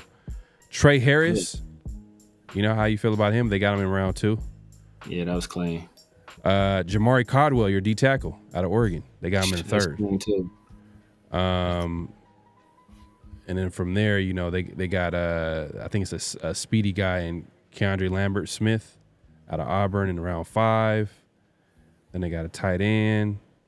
Oh, they got Rondé Gatson Jr. He's a Rondé Gatson's son, the old wide receiver. Yeah. So that's AFC West. That's Chargers right there. RJ Mickens is playing too. I'm looking at RJ Mickens. Let's see what are my boys? Someone said the Rams. Let me take a look at Rams. Terrence Ferguson in round. Oh, their first pick was in round 2. Oh, okay. Hosea Stewart, Jarquez Hunter, Ty Hamilton. Okay. Chris Paul Jr. Yeah, they hit a bunch of Kanata Mafia. Okay. They got Chris Paul later. Okay. That's what I wanted. I wanted Chris Paul. Kanata Munfield. Somebody in our chat was super high on Kanata Munfield. I can't remember who it was. They kept bringing him up. I forgot who it was. Let me see what the coach if y'all in the chat, let us know if it's you, because somebody kept bringing him up. Look at that. Let's see the Colts. They got Tyler Warren in the 1st, which is a guy they need a tight end. They need help at tight end. That was a good pick for him at pick 14. I like DJ Giddens, man, in round 5. That's a solid round pick. 5. That's a great value. Great value, especially because you know he's going to be part of the mix with Taylor. You know, you add to that room. Man. I don't know. Do you like the edge from Ohio State, JT Tuimoloau? Yeah, I like him. I like him. Yeah. So I say it's not real. I mean, do you say it's real or not real that the Raiders have a top 5 draft? I'm saying it's not real. I gave us a B in terms of my grade. So I think there's like at least 5 or 6 A draft classes, a few B pluses. So we're right in that like 7 to 10 range. Right in that range. Let's take a look at Detroit. Someone said Detroit. Man, I was mad because I thought with the Raiders when they traded down the first time, I was like, you know what? I know that because at the time Will Johnson got taken. So I was like, okay, Will Johnson got taken. I'm like, let's get the offensive lineman. Let's go offense. I was thinking O-line at that time because I noticed that a lot of O-line was going off at that time. Detroit. Let's see, Detroit. And they end up taking right before the Raiders pick. And that's when the Raiders traded down again. Yeah, I think Will Johnson. I think they were targeting Will Johnson. I think they wanted Will Johnson, and Will Johnson went and they traded back. No, but they traded him right. They drafted Tate Ratledge right in front of the Raiders. Because remember we were doing mock drafts. We were like, oh, okay, we're gonna grab him in the 3rd. I was grabbing him in the 3rd round. Yeah, Tate Ratledge. I thought Will Johnson went to pick before us. But Detroit, you could first couple picks trenches. Yeah. Tyleek Williams in the 1st. That's who got Tyleek. Man, that's my dog too. That's Tyleek. I thought he was gonna go to the 2nd. Tyleek is next to Aiden Hutchins. Oh my god! And Aleem McNeil. Oh my god, that's gonna be crazy. How do you feel about Isaac Tesla? It's another like measurable, like another traits guy. Like this dude's like 6'4", 10-inch hands, length. Like as far as like long arms, almost a 40-inch super vertical, fast too. Yeah, super fast. But then when I was like looking into him, people are saying that he's more of a he's gonna be more of a slot guy, like a big slot. That's what I've been hearing about him too. I'm I don't know, damn, man. like, Maybe with them type of measurables, you look like you play at the outside, man. Like the only thing I can think of is he can't get off press. That's my assumption. He can't get off press, so you can't get off press. This is crazy. Look, he is 1.51 10-yard split. Vertical is 39.5. Yeah. Sheesh. He ran a 4.43, 6'4", 214, 31-inch arms, 10-inch. Yeah, man, this dude. Detroit look had a better draft than us too. Tyreek is a dog. Tate Riley's a dog. Isaac Tesla, developmental guy. Miles Frazier, LSU, I liked him too. That's a good program. These other guys, I'm not too familiar with. But that's random that he's really, his game is going to be a slot with them. Like I was like, that's crazy. Like I don't know. Slot. I have no idea. Is he going to be a tight end or something? Like what's going on, man? I don't know, but he had definitely a measurables guy as far as like traits, but I don't know how he's gonna fit in with the. I guess he's gonna be a slot guy for them because they got some speedy guys on the outside though. Some people were suggesting that he was gonna get traded. They're gonna trade the guy from Alabama that they drafted a few years ago. It's one of the fastest guys in the NFL, Jameson Williams. Oh, Jameson Williams. Oh yeah, I heard he was gonna trade. They have one of the best slot receivers in the NFL. Amon-Ra? Yeah. Oh, okay. Damn. So what did they? Man, we'll see how they use him. And think about it. Guess this guy went around the same time as, the Dante Thorntons of the world. Yeah. So these measurable guys, his wide receivers, are kind of going in. He went in the third. He went in the third. Damn. Yeah. He had higher measurables. Let's see. What was he productive in college? Man, he was projected to go round 4 and 5. Yeah. These projections wasn't they was kind of off. Man, it's crazy. The draft, man, is so unpredictable. Like guys that you thought was gonna go early, they go late. People went late. They would end up going early. Back. Yeah, man. Yeah. Nah, Jameson is. He's a speed demon, man. He was.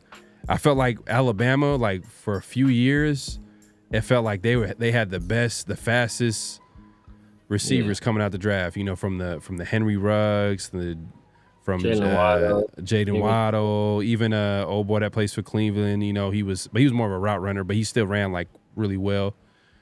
Jerry Jeudy. And then Jameson Williams was kind of like the last of that guy. Or they do got a guy right now that's out there, right? That's a baller. Williams. Yeah, Williams. Yeah, I don't. Is he pretty Williams? fast? Ryan Williams is fast. Right, he's last year he's only 17, bro. I wonder how fast he's gonna run. I mean, what would you say? Like 4.3s? We probably running 4.3s. 4.3s for sure. Yeah, 4.3 for sure. I think he's all like state track guy. I want to say. Did he get hurt last year? Well, he got hurt. Yeah. He got hurt last year. Yeah, it's gonna be him and Smith. Gonna be the two guys. Gonna be two guys. They're gonna be coming out next year. Not next year, the year after. They were both freshmen last year. Man, I'm telling you, man, the Raiders, they're gearing up for because right now I don't think the number one receiver is on the squad right now. Like outside receiver, number one outside receiver. If we in position, that is Geno Smith's cousin. There you go, man. Play with fam, man. Who better not to play with fam, man? Look, hey, that'd be crazy. If Geno's able to make that happen somehow, some way. So let's move on to last but not least the second what's real, what's not. So you said that the Raiders have a top 5 draft. No, I said they didn't. I said they was like in 7 to 10 range. Okay. With the addition of Ashton Jeanty and Chip Kelly, will give the Raiders a top 5 rushing offense. With the additions of Ashton Jeanty and Chip Kelly, that will give the Raiders a top 5 rushing offense. Is that real or not? So with the Raiders adding Ashton Jeanty and Chip Kelly this offseason, that will give the Raiders a top 5 rushing offense in 2025. Is that real or not? I'm going to say not real. I'm sorry.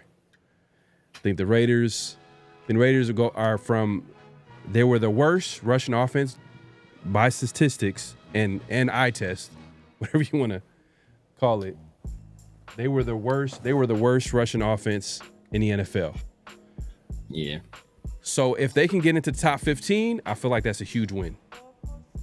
From 32 to top 15, I feel like, okay, instead of the second half of, from the worst to now the upper half of the league, I feel like that's a win. So I'm gonna say it's gonna take some time. But hey, crazier things has happened, but I'm gonna say it's not real. I think top 15 would be the goal, like to shoot for.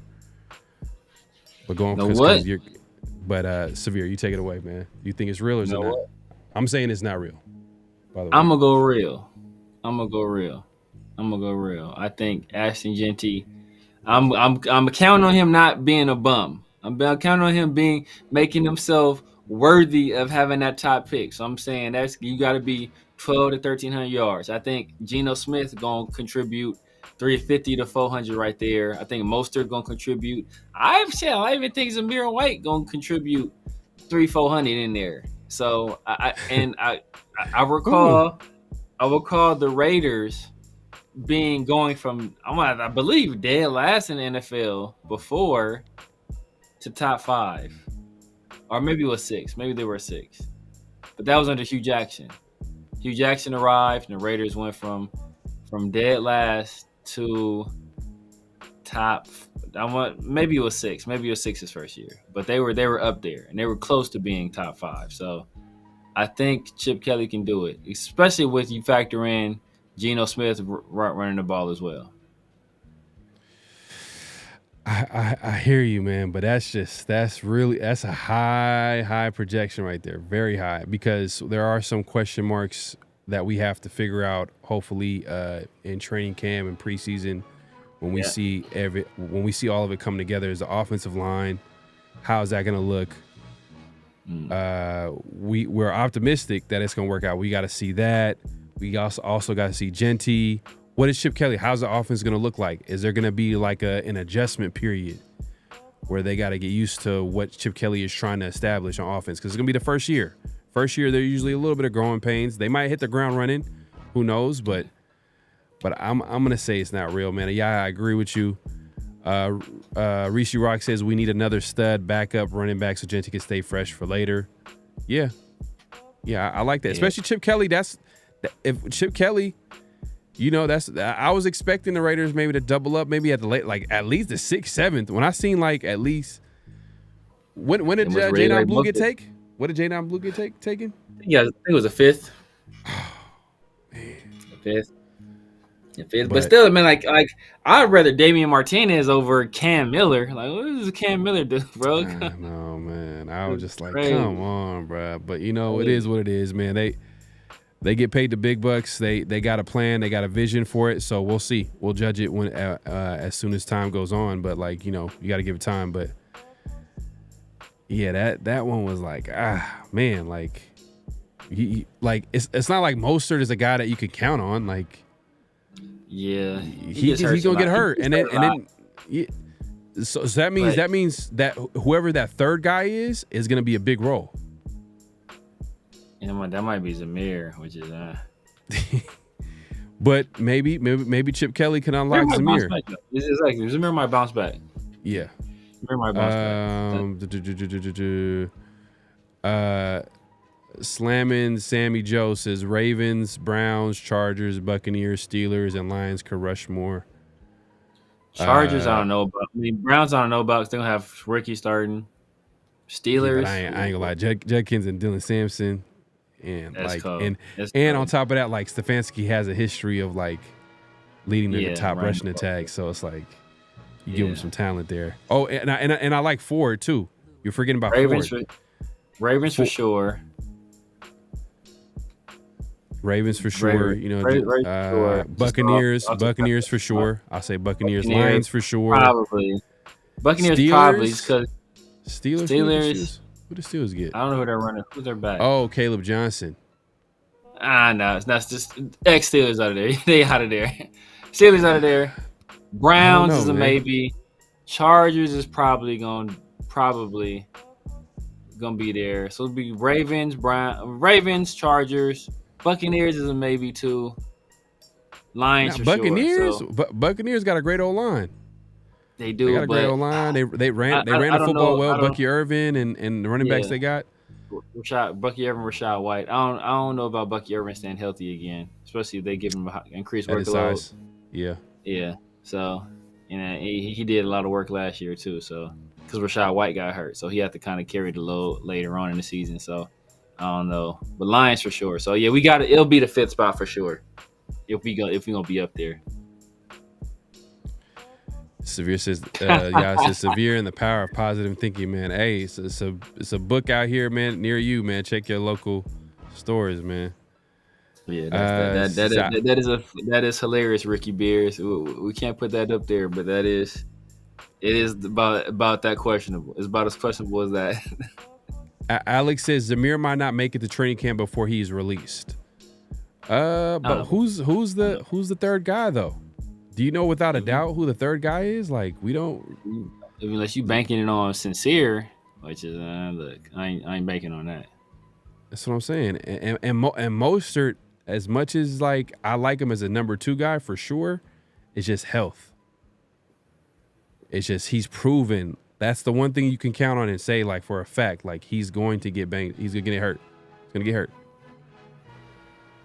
I'm mad Raheem Sanders went to Chargers, undrafted free agent, perfect center round to help us out. Oh man.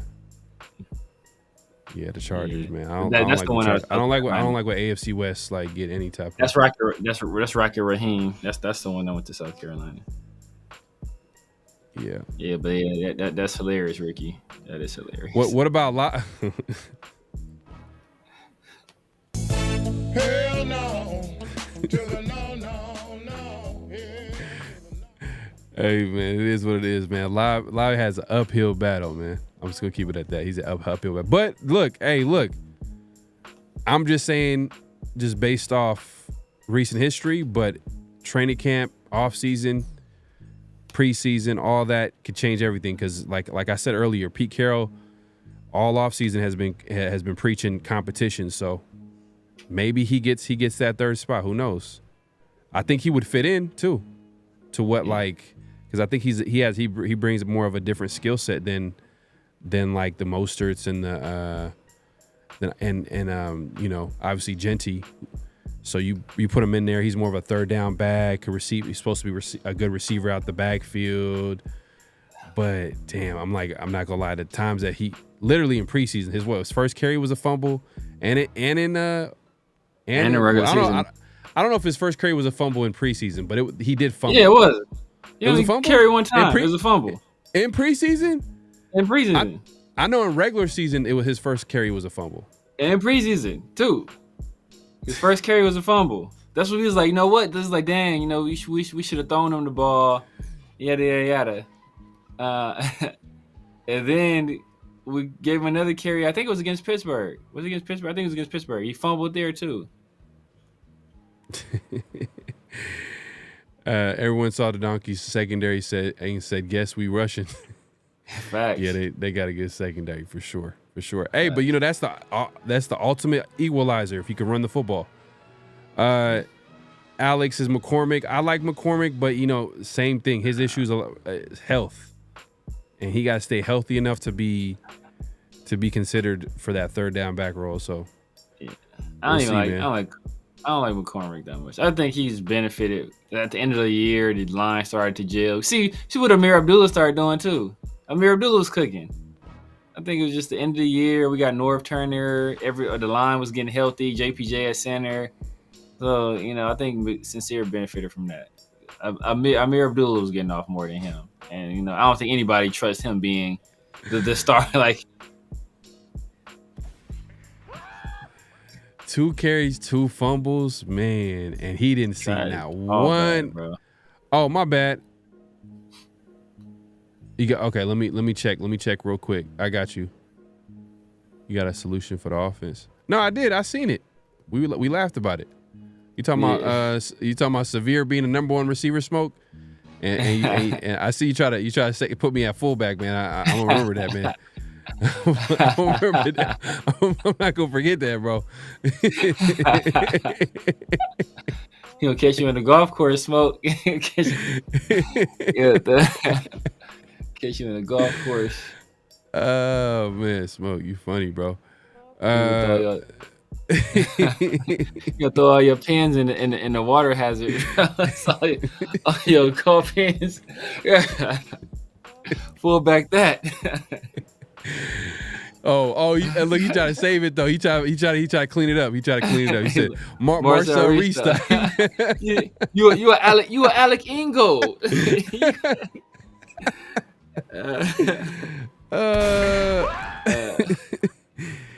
On that note, man, hey, it's been a great show. We appreciate everybody coming through, man. We've been out at this for a minute, man. But hey, look, that's to tell you, we enjoy this. We had a great conversation. We like doing this, and how you guys can return the favor, so we keep doing this. Make sure to clock in, hit that like button, hit that subscribe button, hit that notification bell. We're going live on both our channels. We also put in the link in the description as far as like merch and all that good stuff. We'll be back at it again later this week, man. Around the Shield. Check us out later this week, this Thursday, I believe. Hopefully we'll have a guest for you lined up this week. Yeah, man, Severe, man, let the people know where they can find you, what to look forward to, all that good stuff. You guys know what it is, man. The Severe Raider here on YouTube, on IG, on X, on Snapchat, on TikTok, basically everywhere. It's the Severe Raider.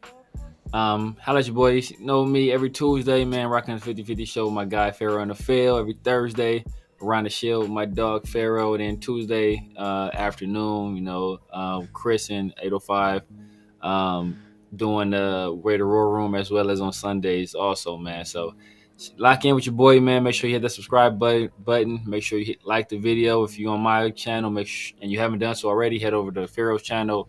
Make sure you like the video over there and sub if you haven't done so. And if you like what you saw today, share it with a few people, man. Share the love. Share the love. Sharing is caring. Yes, sir. Yes, sir. So yeah, we're gonna we got to get someone on this week, man. We're gonna figure something out. Let us know in the comments too. Like we're gonna continue to do Around the Shield, and part of doing it is we want to get some guests on. Anybody that you feel like we should collab with, any guests that we should try to get on that would make for an interesting conversation. Just leave a comment after this live completes, man. Leave a comment. If you're watching the replay, obviously leave a comment and just let us know who you would like, and then let us know your favorite draft pick. Who is your favorite draft pick in the 2025 draft? Who's an undrafted free agent, which we didn't have a chance to get into? Maybe we get into it later this week. Who's an undrafted free agent that you like that can possibly make the team? I know you mentioned the cornerback Melvin Dotson earlier as a guy that can possibly make the team, especially at corner. That's a position group right now that's going to need some competition, and yeah, that could be a chance where he has an opportunity to make the team. So we'll talk about it later this week. Been a great show. Appreciate everybody coming through. Like I said, man, make sure to clock in, hit that like button, hit that subscribe button, hit that notification bell.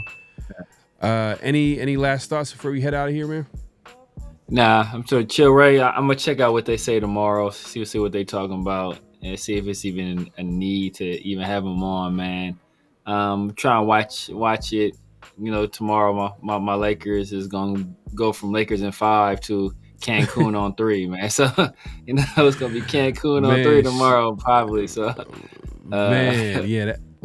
Let's figure it out, man. With the Lakers, I thought they had it in the bag the way it started, but it just feels like Anthony Edwards. I think it's his time, man. On a different level now. Yeah, he's on a mission. He's a great player, and he's not gonna let old man LeBron and no defense. Luka, stop him. So we'll see how it shakes out. I know that's for all the basketball fans out there, but if any Warrior fans out there, man, Warriors take care of business, man. They just gotta take care of business. Yeah, they just got one more game before they instead of Lakers in 5, Warriors in 5. You know what I mean? Warriors in 5. So exactly right. They have an opportunity to follow through on that. So we'll see how that shakes out, man. We'll see y'all later this week, man. We appreciate everybody coming through. It's been a great show. Let's see. Let's get out of here, man. I'm over here. Whew, man. Smooth show, man. Great show. Thanks. Peace. Just win, baby. Hello? You play to win the game. You don't play to just play it.